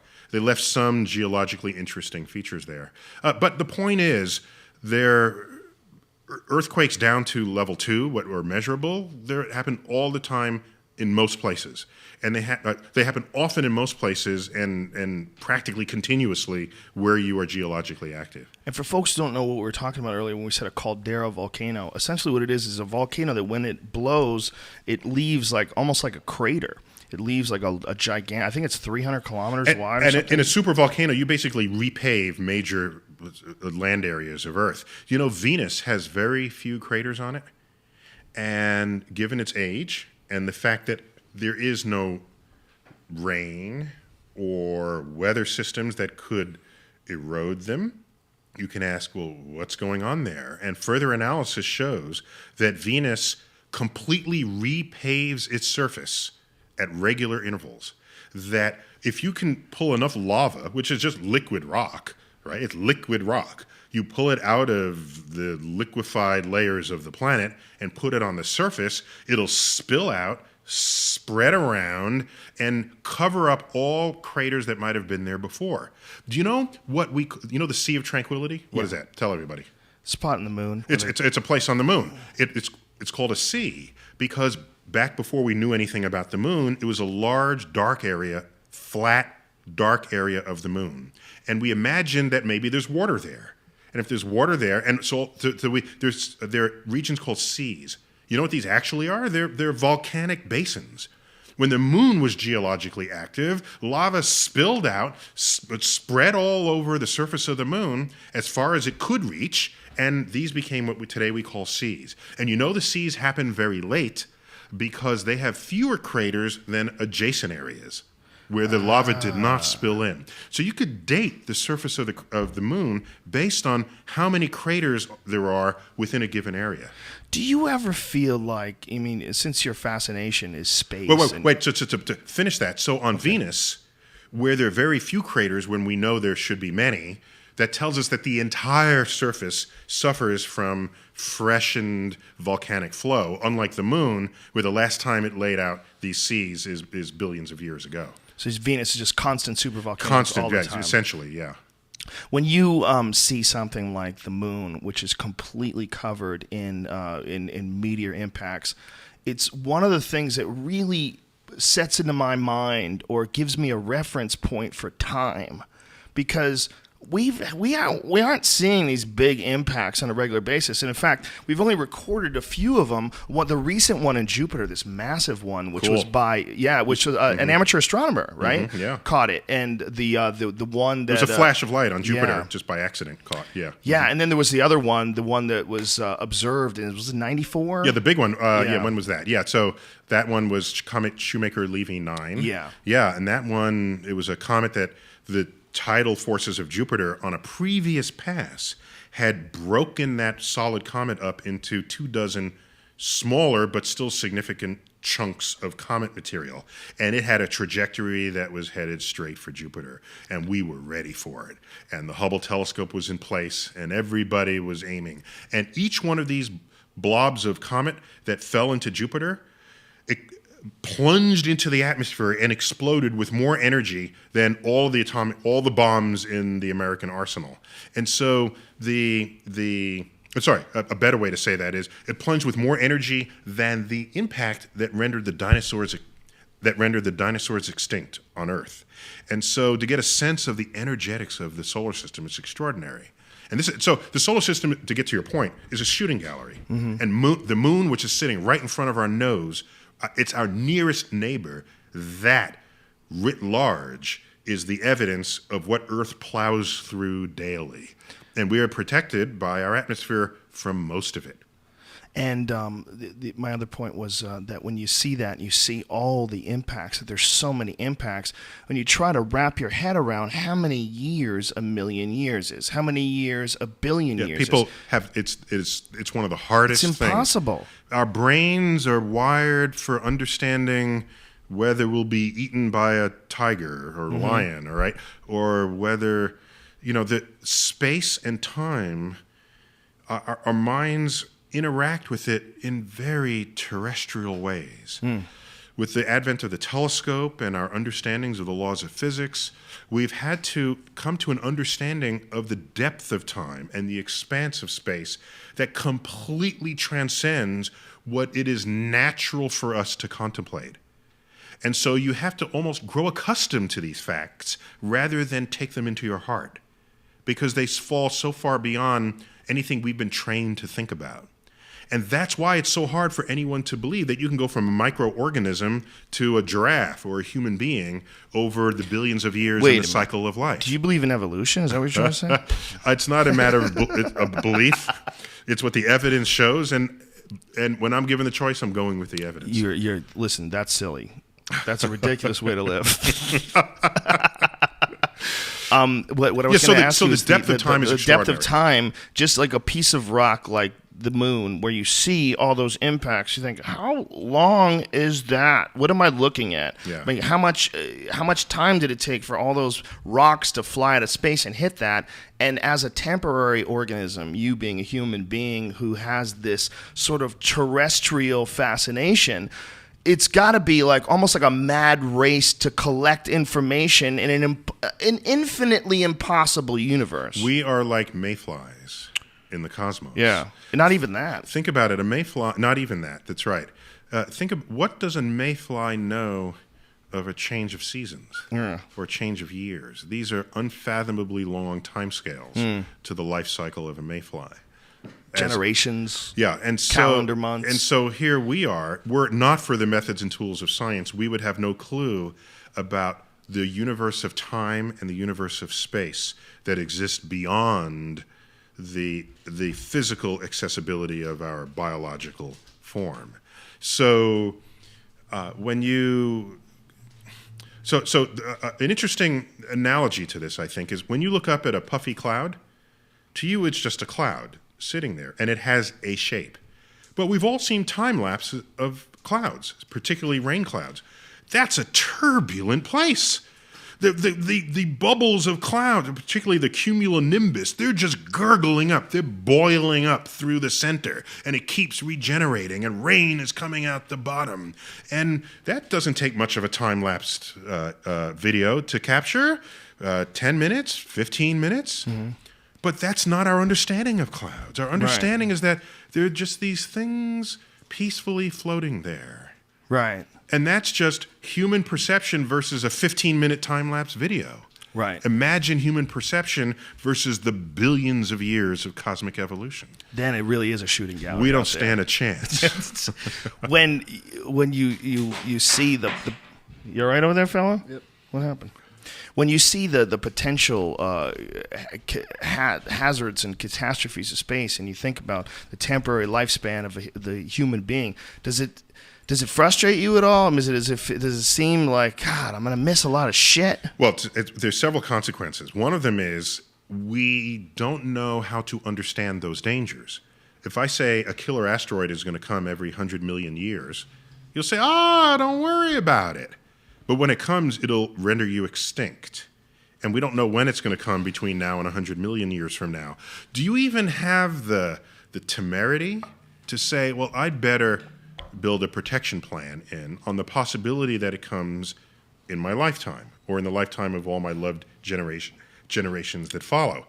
We don't know how to react. We're not wired for that thought. Let me tell you how badly we're not wired for that thought. What happens after a hurricane devastates a coastline? We rebuild. Oh, it's not going to happen to me. Oh, this is stuff within your lifetime. Right. This is the 20-year hurricane, the 30-year hurricane, not the 200-year, 500,000-year hurricane. So, unfortunately, our brains aren't wired for this. So it's a good thing that we have methods and tools that can compensate for this shortcoming. Do we have any sort of scientific plan to handle asteroid impacts to avoid on paper? Oh yeah, we've got a total solution worked out on paper, completely unfunded at the moment. When you say on paper, is it for like you can do the engineering? You can do the engineering, and it'll work. The physics and engineering. What do they do? They knock it out of orbit or something? No, if you're macho. If you blow the sucker out of the sky. Is there a Sylvester Stallone approach? Yeah, and then there's like I forgot Stephen I'm Hawking speaking approach? to an MMA guy here, right? Or whatever, jiu-jitsu. So there are different solutions. The problem is, we could conceivably blow the thing up, but as Americans, we're really good at blowing stuff up, and we're less good at knowing where the pieces land afterwards. So I don't want to blow this thing into 6 pieces and still have all those 6 pieces headed towards Earth. Right. All right. So the kinder, gentler solution is to deflect it from harm's way. And there's something called a gravitational tractor beam, essentially. I mean, that's the poetic way to say it, the sci-fi way to say it. But really, you put a space pod out there that has a gravitational field that slowly attracts the asteroid into a slightly different orbit. And if you get there early enough, you don't have to deflect it by much because that deflection accumulates. And all you needed to do is miss Earth. Now, it's still out there to harm you another day, but if you get good at this, you just have, just like you have the block protection, nighttime protection force, in the neighborhood, well, you'd have the asteroid protection force, and that would be protecting Earth from asteroids. And Jupiter protects us from most asteroids, right? Well, for most of the things that haul their way in from outside the solar system, comets, most asteroids are within the orbit of Jupiter, so Jupiter doesn't need to protect us from them. Well, we would want it to. It just doesn't because their orbits don't reach Jupiter for enough to Jupiter to bat it into a new place. But comets that come from far beyond the orbit of Jupiter, when they come near Jupiter, they feel Jupiter's titanic gravitational field, and Jupiter basically bends them into a new orbit. And so many of them don't even make it past Earth's orbit on its way towards the sun. I mean, so these new orbits clears the space for our survival here on Earth. And so Jupiter is our friend. It's our friend that takes care of the bullies in the schoolyard. Do we know enough about other solar systems to know whether or not this is a typical setup? It was our urge, given what's called the Copernican principle, to say that we're not special, we're average. And if we're average, then other solar systems should look like us, because the sun is kind of average, and we're not on the littlest planet or the biggest planet. So you make some assumptions. Mm-hmm. As the star systems came into the catalogs, as our techniques and methods to observe other planets in the solar system arose, we started to learn that our solar system is not typical. That most star systems have a Jupiter-sized object much closer to their host star than our Jupiter is. So then we say, then why is our star system different from theirs. And so it's a frontier. It's an active frontier, and no one is putting their bets on any one kind of solar system as being the most representative. And we're building the catalog now. So the catalog that has 700 or so exoplanets in it, that's only 500 star systems. We're now building the catalogs of the secondary, tertiary planets in the star systems that we've already discovered. We've so that's discovered cool. a lot of binary star systems as well, right? Where there's more than one sun. Oh, well, first, if you look up at the night sky, almost half of all the dots of light you see, if you pull out a telescope, will reveal themselves to be binary or triple star systems. Wow. It is as common as the breeze in the universe. The challenge here is, what happens to a planet in orbit around a binary or multiple star system? That's the challenge. And is the atmosphere stable enough to support Well, life? that would be a concern no matter where the planet is. But here's the challenge with a multi-star star system. As the planet orbits, maybe it'll get really close to one star and really far from another, and maybe the orbit is entangled between the two of them, trying to do figure eights. If you have an unstable orbit, you're likely to eject the planet forever into interstellar space. And in fact, data are now showing that interstellar space may have more rogue planets that have been ejected for having misbehaved orbits from their star systems than there are stars within planetary systems themselves. Dude, you just blew my fucking mind. And they're called rogue planets. I'm just beginning here. So watch. So we also know that many planets have still retained their heat of formation long after they've come into existence. Earth still has heat churning, a source of energy that is not traceable to the sun. This is what creates the magma that's sitting below Earth's crust. The sun didn't heat that. That's heat generated within the Earth. Some is left over from formation. Others is created from radioactive decay of elements. But we've got an energy source. And our biology books from decades ago said life needs sunlight. No. Life needs energy. It doesn't care if it comes from the sun. And volcanic vents at the bottom of the sea with no sunlight. For example, the Juan de Fuca Ridge off of the coast of Washington is a vent in the bottom of the ocean that is releasing the heat from below. And it's an energy source. It's at the bottom of the ocean where the sun don't shine or the sun don't reach. And yet there's life form thriving there, existing on a form of geochemical energy. It's got nothing to do with the sun. The fact that we've discovered exotic life on Earth has broadened the net that we have cast into space in our search for life in the universe. No longer do we need to look for the 72-degree pond in an oxygen atmosphere planet in our search for life. So this Goldilocks zone where everything had to be perfect, we've got life thriving in places that would kill us. And we are not the ultimate measure of what the conditions that life requires to survive. So now that we're looking with this very broad net, we can say to ourselves, for these vagabond planets, if they still have their source of energy churning within, maybe there's life there. And if that's the case, the galaxy could be teeming with life, and the fact that we're focusing our search on planets around stars may simply be limiting all that we can discover in the cosmos. So these planets could essentially be spaceships filled with life forms headed our way, and they might even slam into us. Well, metaphorical spaceships, yeah. And the problem is, since they're homeless, there's nothing to illuminate them. So they're pitch black, flying through the galaxy. Now, if some of the heat reaches the surface, you can use infrared telescopes that might pick them up, but we wouldn't even know where to look. Well, isn't that the thought about the object they believe is somewhere outside of the Kuiper Belt? Is that how you say it? Yeah, Kuiper, yeah. So this is an astronomer mid-20th century who hypothesized that beyond the outermost planet, there would be sort of the leftovers of the solar system that didn't collect into a bona fide red-blooded planet. But the residue should still be out there. Because if your residue in an orbit where a red-blooded planet exists, you're going to collide with that planet eventually. you're going to merge with the planet and make that planet even bigger. This is one of the failed criteria for Pluto being classified as a planet, because it is in a zone in the solar system that has not cleared its orbit. It is in the Kuiper Belt, in the inner edge of it, yes, but it is joined by countless thousands of other icy bodies. Earth, yes, we plow through crap in our orbit, but it is the ratio of the mass of the stuff we plow into to Earth's mass is like gnats flying into an elephant. All right, it doesn't knock over the elephant. It is of no concern to the elephant.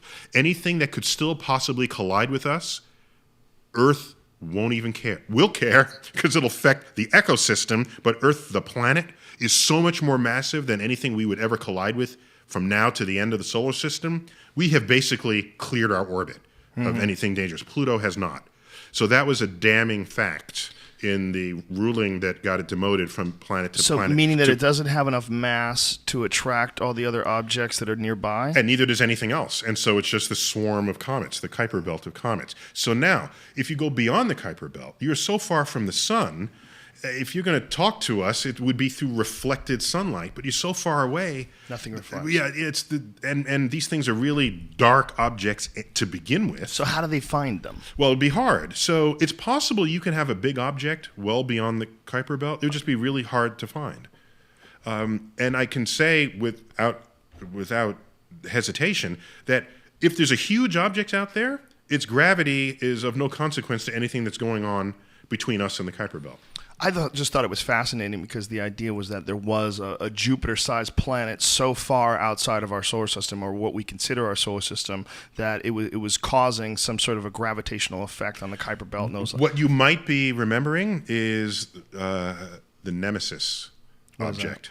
What is that? Okay, you don't remember? Okay, now I'm feeding your. My doom and gloom?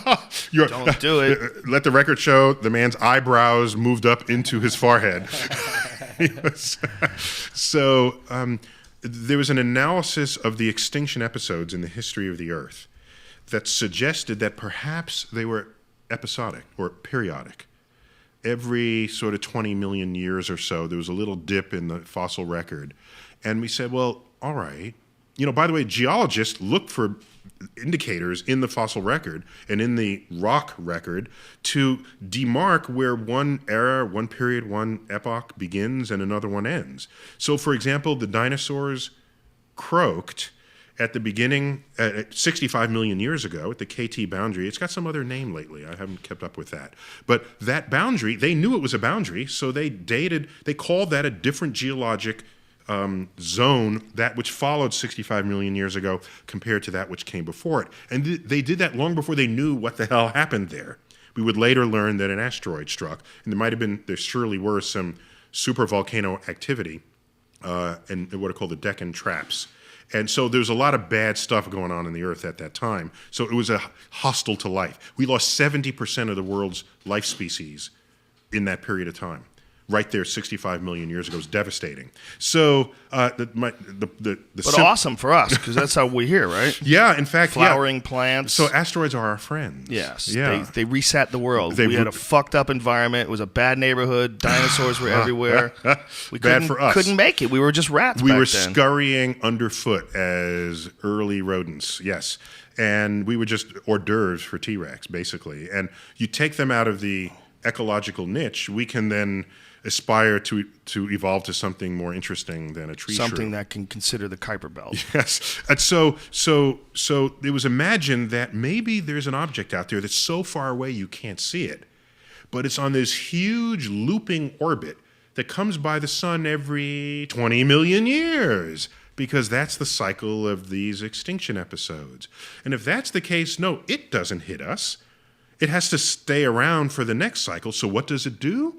It has a gravitational field that perturbs these outer comets and sends a rain of comets down into the inner solar system, creating impact extinctions on a cycle of every 20 million years. This was proposed back in the 1980s.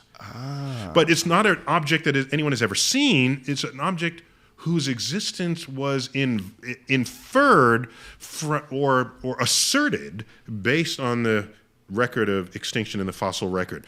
A further analysis of the fossil record doesn't actually hold up this cyclical extinction pattern. It's more erratic than that, and so you can't really. So it's evaporated as an idea, but it was clever and intriguing and got a lot of headlines at the time. I don't think it's the same thing that what I read. What I read was from 2010. It was something about the Oort cloud, OORT cloud. Yeah, that's a cloud swarm of comets. A swarm of comets, not quite halfway to the nearest star, but very far out there. That is the sort of the outer reaches of the gravitational grasp of the sun. This is the guys. If you go much beyond that, your gravitational allegiance is uncertain, and you could fall into the next star rather than fall towards the sun. The guys were, I don't know if you heard of these guys, astrophysicists John Matisse and Daniel Whitmore from the University of Louisiana came up with a theory that said that something smaller than a Jovian mass would not be strong enough to perform this task. They believe that there's something up to 25% of them, it's 4 times as big as Jupiter, could be responsible for sending these objects in our direction. This is just a random theory that these guys put together that wasn't completely accepted. What they're doing? No. There's no known such object. What people are doing, and I don't fault them for it. It's creative. It would make awesome science fiction storytelling. Is there's something you need to explain here on Earth? Somebody went extinct. There was some wave of comets. There's some observation that was never repeated. There's something you got to come up with. And so you say, well, we know the Oort cloud exists. We know you can perturb those orbits and send them careening down towards the inner solar system. And those that Jupiter doesn't bat away like batting practice, those that get through Jupiter's gravitational shield could wreak havoc on Earth. Yeah, but it's inventing a lot to explain something you don't know. Right. And so it's inventing more of what you don't know that could be true to explain what you don't, right. that which you don't have any other evidence to support. So it's fun speculation. Fun speculation, but exactly. Beyond that, to say, oh, it's real, it must be happening, no, it's just let someone write a good sci-fi story on it. Here's what's fun about it, and this is why I bring it up. Most people, I've talked about this subject to many people, and I myself, personally, I'm not immune to this. I find it very fascinating. However, how much have I looked into the actual planets that we absolutely know are real? Not that much, but I'm worried about this fucking fake planet that may or may not exist. Dude, they might have found another planet. It's this idea of something hidden and mysterious, which is so compelling and attractive to people. That's a fascinating psychological observation. It's a weird thing. We want to believe there's something mysterious that we don't understand and could be there, but we don't know anything about yet. Where there's plenty of things we do know something about, but we want to know more. Why don't you help? Yes. All right. And by the way, the universe is far more wondrous than anything we can imagine. And so to say I need your creativity and to keep your life interesting, no, we got black holes that are filleting stars layer by layer. Do you realize that if you fall into a black hole, you will see the entire future of the universe unfold in front of you in a matter of moments, and you will emerge into another space-time created by the singularity of the black hole you just fell into? You just broke the internet. You just broke the whole internet right there. So let's talk about that. All right? Why are we wasting time talking about whether the Saturn V rocket... I mean... Because we're fascinated by shit that's unproven. Mysterious shit. Look, I got a broken brain, okay? There's a reason for me. You want some more cool stuff? All right? Mars once had liquid running water coursing on its surface. Unquestionably, It has Marsologic features that are that correspond in every way to the geologic features you see when you fly over the Mississippi River. You see tributaries leading to larger rivers. You see meandering pathways. You see river deltas at the end of the river basin. You see dried lake beds. You see all of this. But Mars is bone dry today. Something happened to the water. We don't know what. We're pretty sure it sunk down beneath the surface in a kind of permafrost. My point is, if any time in the past Mars had liquid running water, every place on Earth there's liquid running water, there's life. There's evidence to think that Mars was habitable with liquid running water before Earth was. Well, see, then you just started up another conspiracy theory. That's the Richard Hoagland group of people that believed that there was pyramids and a face on Mars, I got something, and there was civilization. I have something better than that, all right? That if Mars was fertile for life before Earth, something we learned recently in the last 10 years, that asteroid impacts panspermia. There you go, can be strong, can be violent enough that they can fling surrounding rocks with escape velocity into interplanetary space, where they will drift until they are attracted by the gravity of some other planet, and they will then fall and land on its surface. If Mars was fertile and formed life, microbial though it may only have been, it's microbial life that can survive dehydration, high radiation, absence of... we have found what we call extremophiles on Earth, like I said a moment ago, that thrive under conditions that would kill us. High pressure, low pressure, high temperature, low temperature, high radiation. All of these conditions the microbes would have encountered on Mars, being thrust into space and making that journey. Well, if that's possible, and if that's the case, then life on Earth could have been seeded by life on Mars, making every life form on Earth a descendant of Martians. More importantly, why do we have bacteria that could survive high radiation in the first place? What business does that have here beneath Earth's protective atmosphere, thriving in places where there isn't high radiation? We have life forms that can survive what that trip through space would have what a trip through space would have, what it would have been subjected to by a trip through space. So you have now, by the way, life does not evolve the way anyone typically thinks it does. You're not some organism that then adapts to a new environment. No, you just die. The variation in organisms allows some to thrive in conditions that would otherwise kill you, and it's my genetic offspring that continue. Nobody adapted to anything. Nature is selecting that subset of the variation in a generation that has survival properties for that next assault in the environment. So, if Mars is teeming with life and microbes are flying into the atmosphere, flying into space as stowaways in the nooks and crannies of rocks, then that population will be selected for those microbes that can survive that journey through space. Does a planet need any sort of an atmosphere in order to support life, or they just need water? All we know is what can support life as we know it. Right. All right. I don't know if we're inventive enough to invent other kinds of life form, but life as we know it requires liquid water, because that allows nutrients to move through our vessel that we call our bodies, and right on down to microorganisms. We all thrive and use liquid water, and we need a heat source, and more specifically a heat gradient. There has to be a place where there's more energy in one place than somewhere else. When you have a gradient, then you can create and sustain life as we know it. Without that, there's no known way to do it. So the entropy laws work against you to make life. So your point is that it's possible that organisms could be growing even on asteroids then?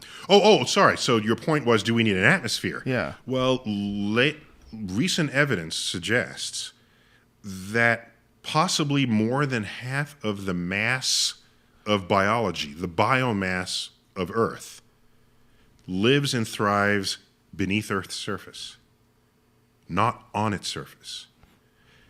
If that's the case, what's going on in the atmosphere is relatively irrelevant. If you're thriving deep within a nook and cranny of a rock a mile down, But don't they have some air down there? Yeah, there's some air, but, it's not cycling with what's going on in our air, so the rules become broader. Right. Or altered from what you would presume the life requires. Mm-hmm. So to talk about a planet being habitable, we should no longer think only of what the surface of that planet supplies. we need to think more broadly about what could go on deep within its surface as well. We're pretty sure there are no large macroscopic organisms lumbering around, like in Journey to the Center of the Earth of Jules Verne, where there are creatures down there. No. Hollow Earth. Yeah, hollow Earth. No, there's no evidence that we have huge creatures. The pressures and the behavior of material doesn't allow there to be huge cavities that haven't, over the billions of years, completely been filled in. I mean, when I say huge, I mean hundreds of miles large. No, the system would collapse into that rapidly, and you can get smaller cavities like Carlsbad Caverns, that sort of thing, but nothing, staggeringly large. Now, when you consider all the possibilities for life in the universe, which are almost infinite, right? Yeah, there are probably more ways to make life than we haven't thought of than the way to make life that we know of, here on Earth. We're just not imaginative. We just don't, I'm reminded of, if I get a little literate on you for a moment, in the late 18th century, there's a book published called Cosmotheros by Christian Huygens. And he was a polymath. That he was great in math and physics and biology. He wrote a book exploring what life might be like on all the planets. And listen to this reasoning. This is hilarious. He said, Jupiter. Well, it's clear it's got an atmosphere because through a telescope you see bands of gas moving across its surface. Well, if it has an atmosphere, then life forms there would probably exploit that atmosphere the way we do. Because it has an atmosphere, it means it probably has rain, because we get rain out of our atmosphere. If it has rain, it must have oceans. If it has oceans, they must need a means for traveling, so they would build ships with sails. And if those ships have sails, they would need rope. So they probably have hemp. It was... Wow. So this was obviously extrapolation to an extreme. Right. But just analyze that for one split second. Every supposition was rooted in what we do as humans. And there's no greater hubris than to presume that what we find somewhere else would be just like us, or act just like us, or have the same needs as us. I always felt that way about... Or even have the same number of senses as us. They could have fewer, they could have more. Think about how much of our lives are influenced, how much of our society is built on services that bring pleasure to our senses. Mm-hmm. Our sense of touch. You go get a massage. Damn right you can. If you know the right place. Our sense of taste. There is food brought to high cuisine. Right. Our sense of hearing. Sure. We make beautiful music. Our sense of sight. We make great art. So much of what we do is to satisfy our 5 traditional senses. Mm-hmm. Imagine if we had 10 senses or 20. I have a theory on that. It's called the fart principle. I have no understanding of how that principle could relate to this, but I'm all ears. Well, this is why. If you did not have a nose and you could live your whole life without a sense of smell in the year 2012, it's very possible. If someone farted in front of you, you'd have no idea that this terrible gas you're inhaling. It's in your nose. You wouldn't have that sense of smell. Okay. So you could exist and not have any idea because gas is invisible. Okay. That's a bad example, and I'll tell you why. That's a good example. No, I'll tell you why. Could be alien life form all around us all the time that we don't have the sense to, like, it's like worms can't see. Joe, you'll be able to taste it. But we can. So 2 things. So first, it's a good example in the sense that, no pun intended, in the sense that who knows what senses we're missing, and therefore who knows what there is to measure in our world around us that we are completely missing. Right. All right? I'll get back to that in a minute. Regarding your fart theory, yes. Here's the problem. All right? My theory's up for peer review right now. Yes, it is. It is totally getting peer reviewed. It's the right thing to call it, too. It's a legitimate hypothesis. Thank you. It's out on the table. Now, here you go. You ready? It's my life's work. One of the active ingredients in the smell of a fart is hydrogen sulfide. Mm-hmm. It turns out hydrogen sulfide is extremely lethal, is one of the most lethal gases that exists. Well, why do we have such a good sense of smell for that. Why don't we smell other gas? Why don't we smell nitrogen? Mm-hmm. Well, we don't need to smell nitrogen because it's not going to kill us, because it's 78% of what you breathe anyway. Mm-hmm. We have evolved a hypersensitive sense for the smell of hydrogen sulfide. If there was if you gave birth to someone who said hydrogen sulfide smells beautiful and let's smell more of it, let's get canisters of it, they're dead 10 minutes later, no longer able to propagate the gene that liked the smell of hydrogen sulfide. We had to not like that smell. Otherwise, we would not have survived the... by the way, hydrogen sulfide is a byproduct of the digestive activity of anaerobic microbes. That's why it comes out of your lower intestine, where not only where the sun don't shine, where oxygen doesn't exist. The microbes that thrive down there, they are anaerobic, and hydrogen sulfide is one of their byproducts. It has been theorized that there have been places and times on Earth where the ocean currents stopped. And when ocean currents stop, oxygen at the surface of the ocean never makes it to the bottom. So you can't sustain oxygen life forms at the bottom of the ocean. There are no fish. There wouldn't be any fishes down there if the ocean currents stopped. Because the ocean currents not only go from one place to another in the world, they circulate top to bottom. Right? So it's a two-dimensional thing going on, 3 dimensions actually. So if something happens on Earth where you stop the oceanic cycles, you can create a condition in the lower ocean where anaerobic life forms thrive. And if they thrive, they outgas. And one of their outgases is hydrogen sulfide. It will gurgle up from the bottom of the ocean, rise up near the shores, turning shorelines into the smell of cesspools. If you were alive at the time and didn't run away from that, you would have simply died from it.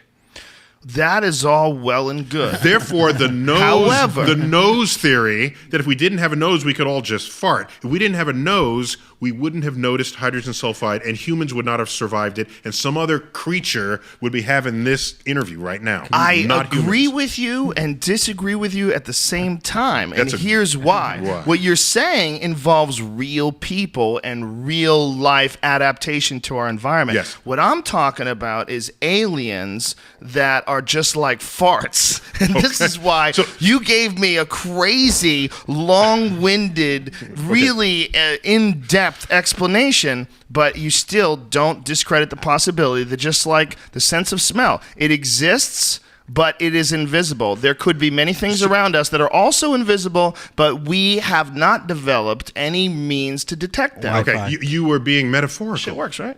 Wi-Fi. Yeah, wait. So you're being metaphorical with your fart theory. Yes, I'm not saying that you could live. No one would have had to have a nose. So I know Earth farted. Yeah. So I overanalyzed you your went theory. Crazy with it, man. You beat it down. I like it though. That was cool. It was cool. Oh, by the way, one global warming scenario is the currents. Yes. Close. Did you see The Day After Tomorrow? Did you see that unbelievably horrible movie? Yeah. That one was that went to new lows. Yeah. So good, it was bad. When there was the cancer baby and everybody else is dead outside, but she's surviving with the cancer baby and she's going to stay there for the kid. Meanwhile, 100 billion people are dead. It's an awesome You got it movie. right, exactly. Awesome. But let me get back to your nose, Sorry. your fart nose. He's crazy. Okay, so now here's why you're probably not right. Well, I'm definitely not right. Look, it's a ridiculous idea. No. But there's a reason why you're probably not right. Okay. Okay? Because beginning in the 1600s, we learned that our senses are not only fool us, and occasionally don't work. They're not all that the universe tells us. They don't have the capacity to recognize all that's going on in the universe. Well, certainly at a microscopic level. Well, that's my point. That's my point. So in the early 1600s, 2 important advances, actually late 1500s, you had the invention of the microscope and you had the invention of the telescope. this is really the first steps to enhance our senses beyond what our human biology endowed us with. And upon doing so, we discovered things about the world that were previously oblivious to us. We discovered nose farts. When Leeuwenhoek brought his telescope, his microscope, to a drop of pond water and saw what were called animalcules. What else were you going to call the little things, paramecia and protozoa, thriving in a drop of water? That was a nose fart, keeping with your vocabulary. That was something that previously no one had any idea was there. And my point is, beginning in 1600, and with an ever-improving march forward, the methods and tools of science have served to enhance our senses, increase the range of our senses, but more importantly, give us whole kinds of senses that your five senses could have never even imagined, that our human biology couldn't even approximate.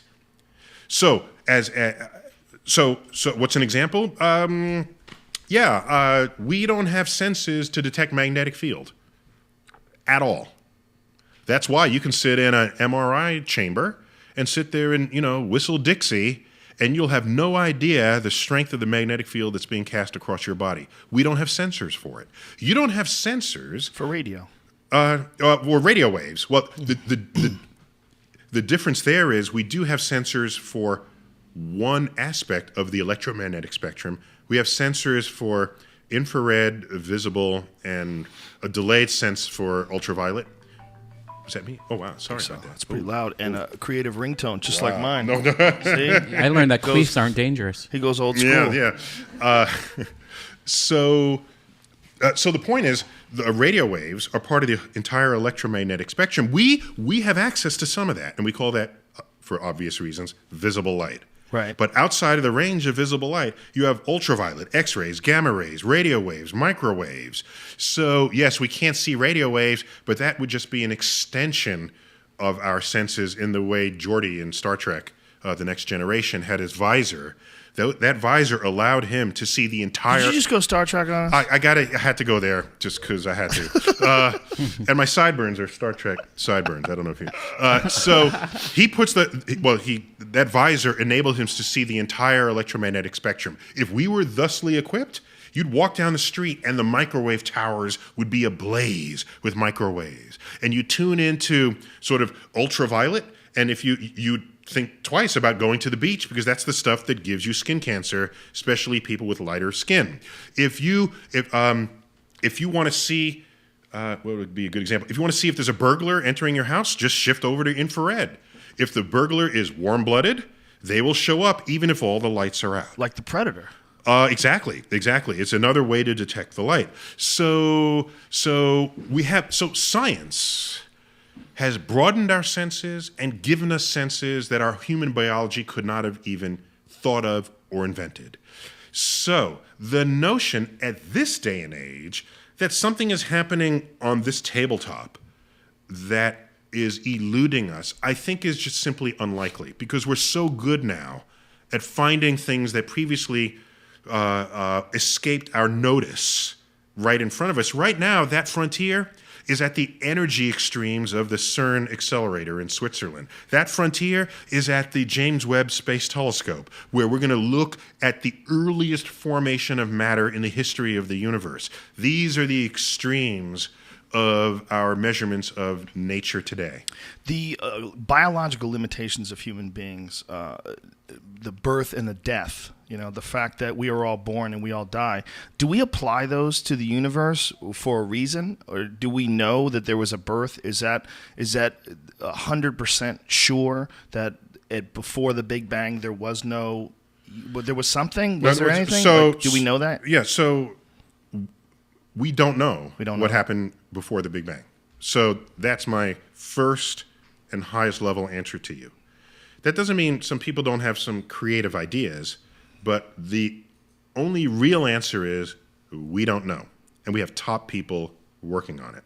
All right, so now some of the creative ideas are quantum physics, which is the most successful theory of physics there ever was, quantum theory, tells us that the early universe may have been a fluctuation in the laws of physics, allowing other fluctuations at the same time, so that we are but one bubble of many, comprising an infinite set of bubbles, deserving the retrospectively obvious name multiverse. The multiverse theory is a scary The one. multiverse. And so if there's a multiverse, then we're just one bubble, and this multiverse is just churning them out. Some of them, by the way, we're on a one-way expansion trip. Other universes, the laws of physics might be slightly different, or the initial conditions might be slightly altered from ours, and it would expand and then recollapse. They'd have a big squeeze at the end. Some universes might be created without any matter at all. So you have a universe with no one to contemplate it. We happen to have a universe where the matter and energy within it assembled and achieved consciousness. So a universe where there's no matter at all, but it's infinite and self-comprised. Like it is the universe. So you can't get here from there. Not that we know of, but there could be a way we might be able to invent a multiverse transport kit where you leave your universe and enter another. But I don't recommend that. Yeah, sounds because like a bad move. if the laws of physics are even slightly different, the charge on the electron, the mass of the neutron, if any of these are slightly different, then everything that holds you together, all the physical laws that come together to make you, including all the forces of nature, they would just completely collapse in the existence if you stepped into the zone of this other universe, or they take on some other form or shape that we can't even imagine. So yeah, I don't want to. That's when you send in a probe or something, but you don't send yourself. So that's why I joke about this half seriously, that if an alien comes to visit, I want to make sure in advance that they're not made of antimatter. So I flip them a coin and they catch it. If they don't explode together, annihilation, then I'll shake their hand. So when matter say hits, welcome to Earth. Wouldn't they explode just touching the ground then? Yeah, well, they might have hover glide or something. I don't gliding and shit. Well, plus they're touching the atmosphere, which is matter. So if I meet them in space, let's say. So if they're made of antimatter and you shake hands, everybody dies. You completely annihilate. That's Jesus. correct. Yeah. So that's what happens in our own universe. Imagine some other universe. There's no telling how our laws of physics would interact with each other. So you ask what's before the universe? It may be the multiverse. But now. When you point that finger, I get nervous. Right So there's cogent physics reasons to think that there's a multiverse, and quantum physics takes us there.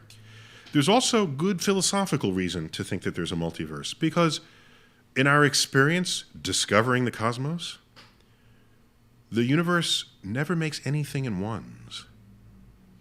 When we thought Earth is it, no, Earth is just one of many other planets. Well, the sun is, but no, the sun is one of 100 billion stars in the galaxy. Well, the Milky Way, no, there's 100 billion other galaxies in the universe. Well, the universe? Well, we've been there before. Right. Am I going to say there's one universe? I'm a little. Ultimately, isn't there just one universe? And the universe consisting of billions and billions of infinite I'm getting there. So what? So watch the vocabulary. Right. So we have this one universe, but I don't want to think there's one universe because the trend line says differently. All right. So maybe there's this multiverse. Well, that just continues to push the question a little deeply. If the universe never makes, if this entity never makes anything in ones, then why would it only make one multiverse? Jesus Christ! So then, my brain again. so maybe there are multiple multiverses. Okay, so that would and then it's turtles all the way down, as they say. We, like I said, we don't have a handle on it yet, but we've solved other origin problems, because what started this was your question about birth and death. There was a time when we didn't know how the Earth began. We have a good idea of that now, and how the moon formed. We've got that. How the sun formed. We got that. No, we weren't around 5 billion years ago to watch it, but you don't need to be. There are very clever ways to know what happened in the past. Geologists have been doing it, ever since the field was born. There's a record writ for geologists in the rocks, telling you where they've been, what temperature they were exposed to, and how long they've been sitting there. We look at the sun. No, we can't go back in time with it, but we can look at other stars. We look out in the galaxy. There's so many stars. We're catching some being born. We're catching others dying. We're catching some in orbit around each other. And we're seeing some that don't exist anymore. Because by the time their light reaches us, they've already faded out. There'll be some of them that, in fact, at this instant no longer exist, and that information has yet to reach us. Isn't that... That's insane. And by the way, that happens several hundred times a year. We observe what are called supernovae. Yes, stars I was going to ask you about that. Stars that explode. We watch them explode, and we date them from when we see them explode. But hell, they'd exploded long ago, depending on their distance. If they're 1,000 light years away, they exploded 1,000 years ago. But you had no knowledge of it until today. There was a fantastic documentary on hypernovas, and it was so mind-boggling because they went back to the birth of the discovery of hypernovas, and when they initially were theorizing that it was warfare in space. Yes, I'll tell you what that story was. So in the 1970s, after the United States and Russia, the Soviet Union, signed a surface test ban treaty where you couldn't test nuclear weapons on Earth's surface, there's the old military credo, trust but verify. We said, all right, we'll sign this treaty, but we're going to keep an eye on you. So we got together, the engineers and the physicists, and my brethren of the day, invented a telescope, a kind of detector that was sensitive to gamma rays. That's one of these bands in the electromagnetic spectrum, the highest energy band for which we have a word to describe it, gamma rays. By the way, that's what Dr. Banner was exposed to that made him... Oh, don't you think I'm not aware? Big, green, and ugly. So actually, that's not actually what would happen to you if you're exposed to... But we'll give the comics the scientific latitude. So you have this... So what happens? So they launched this detector. And, 7, 8, 9, 10 times a week, this satellite with this detector on board detects bursts of gamma rays. And the Pentagon scrambled, and they said, what's going on? Are they actually detonating these weapons? And they looked at other satellite, secondary, tertiary information. Soviet Union was silent. There was no evidence of any nuclear testing at all. And that was the birth, that day, to the day of the publication of that paper that reported on these daily bursts. That was the birth of the field of astrophysics called gamma ray astronomy. And we now have other gamma ray telescopes out there studying these. They are explosions, and they're happening at the edge of the universe. And these are the source. Their sources are what the hypernovae. We needed a word bigger than supernovae, and these are the biggest explosions known in the universe. And so we call them hypernovae. And the amount of power produced by a hypernova. Oh yeah, it's extraordinary. What matters more than that it's a lot of power is that it's very focused. It comes out in two beams. One in one direction and one in the other. And if you happen to be in the beam, that's you're all done, she wrote. son. Yeah, that's you're done. it. Yeah, if there were a hypernovae anywhere in our galaxy, everybody's done. In the entire galaxy, and it was beamed towards Earth, we're toast. Literal and figurative. Literally and figuratively. Wrap your head around that, kids. There's 100 billion stars at least, right? Yeah. In this galaxy. Yeah, but a hypernova is a very special and rare kind of star. And 8 times a day? We know. Well, no, in the universe. Yeah. No, 8 times a week. 8 times a week. Yeah, between 7 and 10 times a week. Once a day. In the entire universe. Wow. So that tells you how rare it is. It takes 50 to 100 billion galaxies, each with 100 billion stars, to give you 8 of these a week. Ugh. Yeah, so, by the way, there's an interesting way that this will render us toast. So the first wave of gamma rays will take out our ozone layer. The ozone absorbs high-energy radiation. That's what protects us from, it's what absorbs most of the ultraviolet from the sun. Otherwise, ultraviolet is hostile to life on the surface, and there wouldn't be life as we know it without this ozone layer on Earth. All right, but you can overrun the ozone layer. The ozone is oxygen. It's O3. All right. The air you breathe has O2 in it, the molecule O2. Ozone is O3. An ultraviolet photon comes in, slams into O3, breaks it apart into O plus O2. There you go. It took the ultraviolet light out of the picture. It's gone. That's why it protects us. Okay? So, if there's a gamma ray burst, more high energy photons will hit us than there are O3 molecules in our ozone layer. So they all hit, and they break apart the O3s, and it's like the first wave of what are the cavalry? Who are the first ones in the battle? The first, they get all shot up, right? I mean, in the old-fashioned battles, they run in, they get shot up. Okay, the first wave comes in, it protects us from some of it, but it overruns the ozone layer. The rest come in and basically starts breaking apart the complex molecules that exist on Earth's surface. That's how high energy the light is.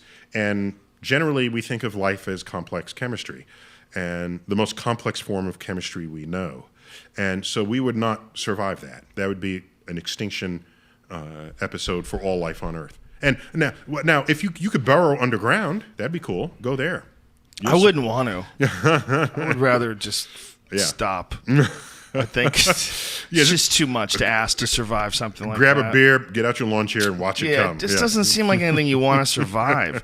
It seems like you have to sort of give in to the reality that the greater good of the universe will be fine. It's time for the rats and roaches to rise up in our place. Or whatever. But it's like our own consciousness is so strung up on the idea of staying in this form, physically alive and keep this thing, whatever this is, going because of our survival instincts. It really sort of confuses and dilutes the whole idea of perception that the universe itself is not just infinite, but infinitely fractal. Yeah, well, the average life expectancy of a mammal species is about 3 million years.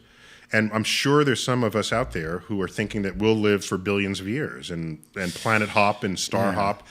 And then there are people who are saying, well, we better learn how to terraform Mars because Earth is about to be completely messed up. And those folks, I think, are misguided in their thinking. Mm-hmm. Can I tell you why? Sure, please. Who doesn't want to terraform Mars? Okay, They did it on. I got kids. You don't want another planet to visit? That'd be a fun vacation spot. I have no issues, but don't do that because you want another place to live to escape the fact that we're destroying our own Earth. All right, the environment and the oceans and the atmosphere. Here's why. It's a very simple argument. If we have the power to convert Mars into something that looks like Earth, then we have the power to fix our oceans and our own oceans and our own atmosphere. Yes. Right? If you have the power of geoengineering, you don't have to leave the planet you're on, turn another one into Earth and move there to fix Earth. Yes. Thank you. It seems like just a step in the stage of innovation. As long as human beings have access to energy, we're going to figure out how to get energy from pollution and get energy from... There's going to be, with the massive amounts of progress that have been made just in the last 200 years. I always like to describe to people, if they really have a hard time wrapping their head around it, that 200 years ago, if you wanted to picture something, you had to draw it. Just stop and look at that. That's a great observation. And it's such a small amount of time that a massive amount of stuff has happened. Yeah. And if you stop and think about what we're capable of, like, man, who knows? I mean, I don't know the answer to overpopulation. I don't know the answer, but I do know that I would have never figured out Wi-Fi on my own. Okay? I would have never figured out how to send a satellite signal. Who the fuck even understands what's going on when you get online? Yeah, just think about what's going on in your car's GPS, right? So it's talking to a satellite and mixing your location on Earth's surface with information that's up in the later versions of it on your car, updated from the internet, about what direction the traffic flows on a street you happen to be driving on, and whether the Dunkin' Donuts is open late. Yeah, as long as there's money in fixing the environment, we're going to fix the environment. Well, that's the challenge. The trick is to make it so that people can actually find some benefit in improving. In a capitalist free economy, that's the driver of it all. Yeah, it pushes things, and it also, it leaves a lot of bullshit in its wake and a lot of pollution and problems that, I hope we figure it out before we eat up the rainforest. I really do. But if we don't, we could probably make a new rainforest one day. We could probably figure out Just some build way one. to, Yeah. I mean, it's a fucked up way to look at things. Like, we'll figure it out. Don't worry. But I think the doom and gloom analysis of we're doomed, there's no way, we're gonna run out of food. I think that's kind of a silly way to look at it too. It seems to me that if you fly over just the United States alone, God, there's a lot of space to do shit. Yeah, that's correct. And That's if you correct. wanted to do some shit on the moon or on Mars, you could kind of do it in Nevada as well. You know, you could find some spots in Utah that nobody's there, and you could put up a dome and grow some vegetables. Well, what will happen if Earth keeps warming? You saw the news that last year was by far the warmest year ever by far, 2012, the warmest year on Earth. So if that the warmest year since when? I didn't read the full depth of the article, but certainly the warmest on record. Right. The warmest that we've been keeping records of not how like- warm the Earth has been, but not since like Jurassic. Right. No. Right, okay. No. In any time that civilization have has been around. been concerned about this, and so if that's unstoppable for whatever reasons, political, cultural, economic, whatever. What that will do is simply redraw the map of what is arable and what is not in the world. So We'll live in Antarctica. We'll be fine. It'll redistribute where we think of as the heartland and the wheat. Well, we the know wheat belt and the we know now about Greenland, and underneath all that ice, there stuff that point in time. the climate that once was. Yeah. I mean, there was a day when Earth had no ice poles and no ice caps at all. Well, there was a day just 16,000 years ago that half of North America was covered in ice. I like the way you said just 15,000. It's kind of crazy Awesome. in the version Yeah. of the universe. Yeah, that was in our big. silly lives. And there's good evidence to say that Earth early Earth was a complete snowball, where the ice caps were so large that the North ice cap met the South ice cap at the equator. Wow. And it's called Snowball Earth. When was this? Very cool. I forgot the exact time that they've been. It's geologists plus some. If you look at the history of the sun wasn't always the same temperature, so you have to fold that into what's going on Earth at the time and what the state of the greenhouse effect is on Earth, because that also influences the tracking how high the temperature is versus what Earth is doing with the energy it received. When you're a snowball, most of the sun's light is reflected rather than absorbed.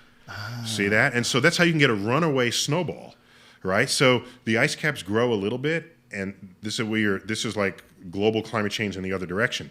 The ice That's cap, way worse, right? It grows a little bit, and then less sunlight gets absorbed by the Earth because ice is white, and so it freezes up a little more. Oh. And then even less sunlight gets kept, and then it freezes up a little more. So you can have a runaway ice ball just as you can have a runaway greenhouse. That's incredible. That's interesting Yeah. that these two possibilities exist, and the glaciers, when they melt and they create water, and the water acts as a reflector, and the Yeah. light goes through the water and melts the glaciers quicker. So, for example, if Very similar, if their right? greenhouse gases dissolved in the rocks or in the oceans, and they're happy and nobody's disturbing them, then you maintain your atmospheric temperature and the energy balance of sunlight hitting the Earth, some getting absorbed, others getting other parts getting reflected. But if you tip that balance, by the way, that can shift. That's not like a razor edge balance. I mean, there's slop in there. Restorative forces exist. But if you go outside of what a restorative force can give you, then you overrun the capacity to bring you back to any place where you once were. And then you get a runaway phenomenon. And so you heat, and when you heat something, it outgasses, right? If you heat your soda, the CO2 comes out of it. It doesn't stay in.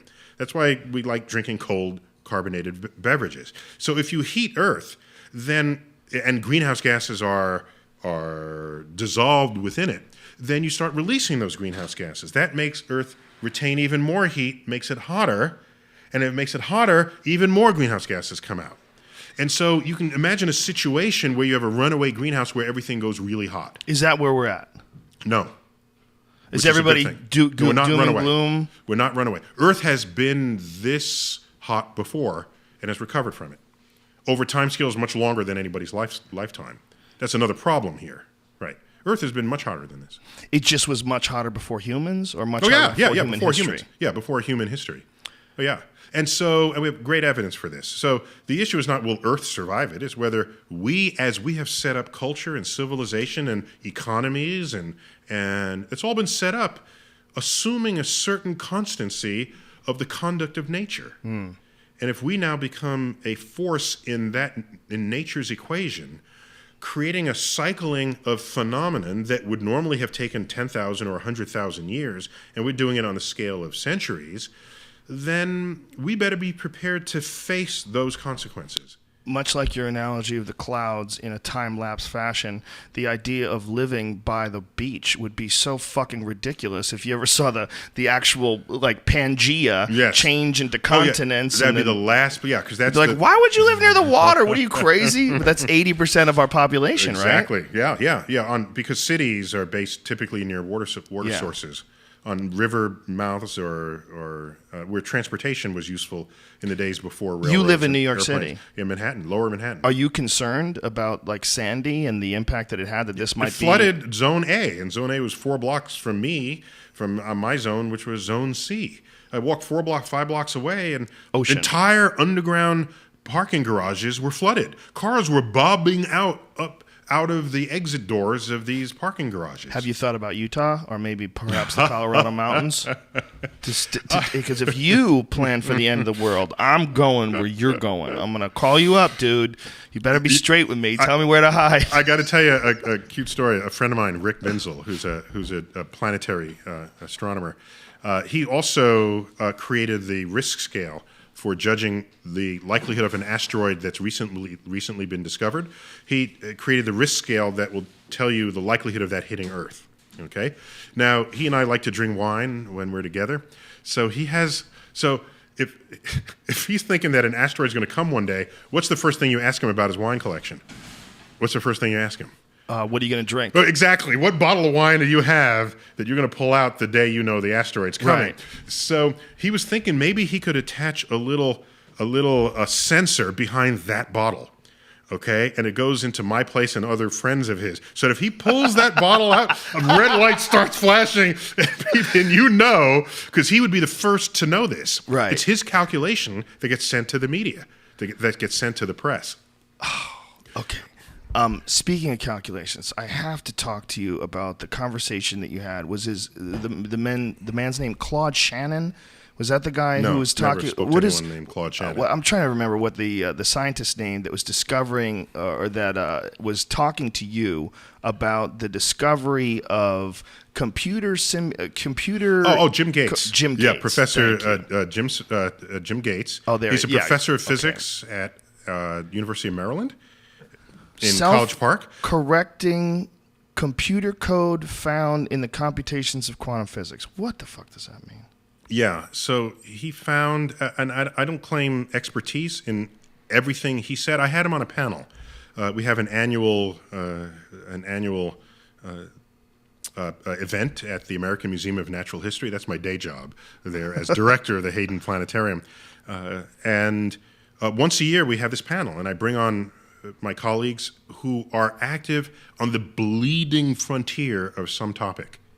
And I put them on stage, and we all just fight about who's right, or is there enough data, or should I believe you, should I not? And so it's the annual Isaac Asimov panel debate, and it's designed to expose an aspect of science that the public hardly ever sees. They usually see the perfectly written paper and the news report on it, and everything is tidily discovered. They don't see the bloody bleeding edge where the fisticuffs come out. And so on this particular case, Jim Gates, discovered that there's a certain, in our representation of the universe, quantum theory. Yes. In the way we have come to understand the universe and our methods and tools, deep down within that is necessary a code writ in zeros and ones that is a particular kind of error-checking algorithm that we invoke daily in the movement of data from one system to another. And it's called a checksum error. You might have seen that in an error code. Anytime an error dump happens on your screen, go look in there. You'll see the word checksum in multiple places. It's one word, checksum. And it's a way to, it's like the idiot check on, did this bulk of data get through this portal? All right, so, you're looking at the sort of the gross thing you can check for. How many total bits were there? I don't know if they're the right bits, but I know how many total bits should have come. So let me check for that. So that's the kind of thing you do in a checksum. So he asserts that this exists deep within what we need to represent the operations of nature at its deepest, most fundamental levels. It is the matrix writ deep. And so all right, so I was astonished by this, and I paused, and actually there's a YouTube video of me interrogating. You asked him, yeah. I'm interrogating him, and now I don't know that it's seen peer review yet. I've got to talk. He's a friend of mine, so I can just call him up. But before you start getting excited about it, or bent out of shape about it, or disturbed about it, you want it to see peer review, and that the level of expertise in that analysis is above my pay scale. So it's got to go to peers who do exactly that kind of mathematical physics. And if they come out with a consensus and they agree, then I'm good to go. And I'll invest more energy in coming to understand it. But for every correct idea of how the universe works, there's hundreds and in some cases thousands of ideas that end up in the trash bin of creative thinking. And so I have to allocate my energies and my budget of time. And so it's intriguing, and I'm happy to know that it exists, but to take it beyond that and wax philosophically poetic about it, maybe over a beer at a bar, but no, not in an actual setting where I'm talking about science. So it's... Or maybe when you're high, it's great. It's great fodder for conversation when you think you're being deep. Right. When you get done with your chemtrails talk, it's time to talk about computer simulation. The universe is on a hard drive. The multiverse is on a backup drive, like a RAID drive. So that's all the backup drives of the multiverse. That's right. That's why it doesn't have all the information as the same universe, because it only takes the base, so it can back up. He's going to make you dumber if you keep going. If you keep listening to him, he will propose some things that will ruin your brain. The computer simulation theory has been bandied about in a bunch of different forms, and the idea being that one day we will have infinite amounts of processing power and we will be able to create a reality that is indiscernible from this reality. And once that is done, how will we know when we're in it? And could we be in it right now? And this sounds like more high horseshit nonsense, but this is being bandied about by some of the smartest people on the planet. Yeah, I remain unconvinced. I mean, of what I've read, and you're talking about basically Kurzweil and the singularity. No, not hypothesis, necessarily. But it folds in. Sort of, because I guess, it requires the acceptance that the day will come where our computing power and our storage power, because it's growing exponentially with Moore's law, it doubles every 18 months or so, in capacity and speed and all the metrics that matter when you're doing when you're in information technology, the hypothesis that one day we can just upload our entire brain into a computer, or a computer can simulate your brain in some fundamental way. Then what do we need you for if we can now just simulate it? Mm-hmm. I mean, the up here in LA, the actor's version of that is they've just digitized your body in every angle, doing everything. What do we need you for? Exactly. They don't, and we need to get rid of most actors. Yeah. just they need to be outsourced. I don't think the Actors Union is happy about that. They can suck it. They're unnecessary humans for the most part. Some of them are beautiful, and for every Samuel Jackson, you got a million douchebags. All right? That's reality. It's just a flawed institution. Blue cigarettes. What'd you say, buddy? Blue cigarettes. You said blue cigarettes. Blue cigarettes. Oh, Steven Dorff. You ever seen those ads? No. You want to prove there's a broad spectrum of intelligent life on this planet itself? You need to see the ad for blue cigarettes. It's a black and white ad where Steven Dorff is telling you how cool it is to smoke electronic cigarettes. It's the second douchiest commercial that's ever existed. The first is Brad Pitt's Chanel No. 5 commercial. Have you seen that? I've only seen the stills and all of the. You want to become a dumber person? I can show you. I can make you dumber, just slightly dumber, like 1/1,000,000 of 1% dumber. Oh, we're running out of time? Okay. Just let's show them that. We'll end with stupidity. Listen, man, you're a brilliant person. Thank you very much for not just being here, but for what you do.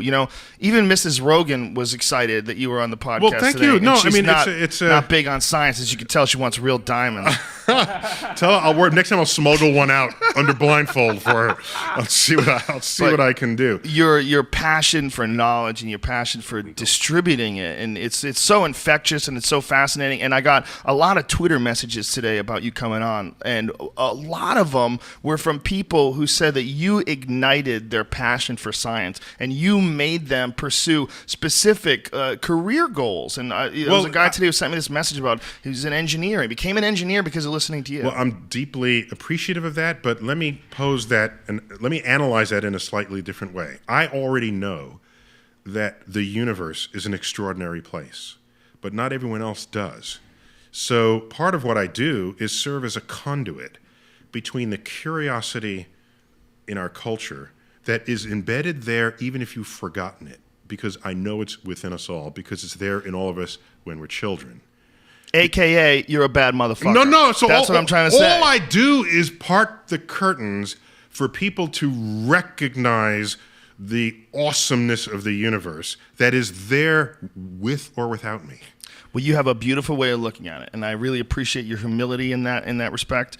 But that perfect storm of personality and knowledge is very rare, and I just appreciate you for being who you are, and I thank you very much for being on this podcast. Can I just say, you know why I'm in LA now? Because we're beginning to shoot. Oh, thanks. There's applause in the corner. We are creating the next generation Cosmos. Mm-hmm. Cosmos for the 21st century. Yes. The Carl Sagan timeless I've watched them all 100 times over. But that was from 1980. It's been 33 years. So we're doing it now. It's going to be it's 13 episodes. It's Cosmos, A Space-Time Odyssey. Is it PBS as well? No, it's not PBS. It'll have a hugely larger market exposure because it's going to appear likely in prime time, but we're not sure of that yet. But it's going to air on Fox. Holy shit, Fox, strong. That's awesome. amazing. God, that's going to be so good. And we've got Seth MacFarlane, who's our sort of broker. He brought us to Fox, and I became latter-day friends with him. And he's a fan of Cosmos, and he loves Carl Sagan. He's a fan of my work. He's a fan of weed too. You ever talk to that guy? Loves the weed. Powerful Seth MacFarlane. Is that what accounts for those conversations I've had with him? Perhaps that's what counts for this conversation you had with me. Smoking aliens. He came to it. Neil, I got to talk to you. I said, let's have lunch. We have lunch. He asked me all these questions about the Big Bang and the cosmic microwave background and the early universe. And I said, okay, you're good now? He said, yeah, I'm good. And then 3 months later, there was an episode where Stewie went back to the Big Bang, and I get a full card credit at the end as science advisor. Oh, that's amazing. I was like lunchtime entertainment for him, and it was like the science advisor episode. One of the greatest things about creating this podcast has been the opportunity to have these kind of conversations. I could have never corralled you and said, hey, man, the guy who hosts the UFC and Fear Factor wants to sit down with you for 3 hours. He'd be like, yeah, tell that dude I got shit to do. But the fact that I could pick your brain for this long. Well, the fact that you even have this curiosity and you've nurtured it in your fan base is great. So great to be on your show. Thank you, sir. I really appreciate it. And you can follow Neil on Twitter. It's Neil Tyson on Twitter. And follow him, you fucks, and show him some love, please. Thank you very much for being here. Thanks to everybody for all the messages on Twitter and Facebook and all the various comedy shows.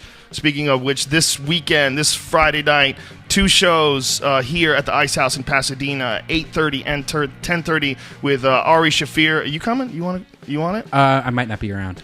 Brian might have some pussy lined up. That's what I heard. But me and Ari will be there, and we'll probably have some other local guys, whoever's in town. I think Callan's in town. I'll get him to come by. But we're here. We're going to have a good fucking time. Thank you very much for coming by and watching our podcast. Thanks to Onnit for sponsoring it. Go to ONNIT. Use the code name Rogan and save yourself 10% off any and all supplements. Also, thanks to DeathSquad.tv, the Brian Redban empire. And go there and you can buy one of those cool cat t-shirts. And you can also find out what podcasts he has and when they're going to be there and what shows they have coming up as well. Always great comics, a lot of like previously unknown local guys that Brian gives a shot at big exposure. And really good comics. And tonight, after this podcast is over, he has one of my favorite podcasts on the internet today. It's Pointless with Kevin Pereira, and that will be also available only on Death Squad on iTunes. And who's the guest today? We got Mike. Yeah. Mike. Hey, Kevin Pereira is here, ladies and gentlemen. Science, bitches! All right, this podcast is over. Go fuck yourself. We'll see you soon. We love the shit out of you. Love you more than you love yourself. In the multiverse, bitches!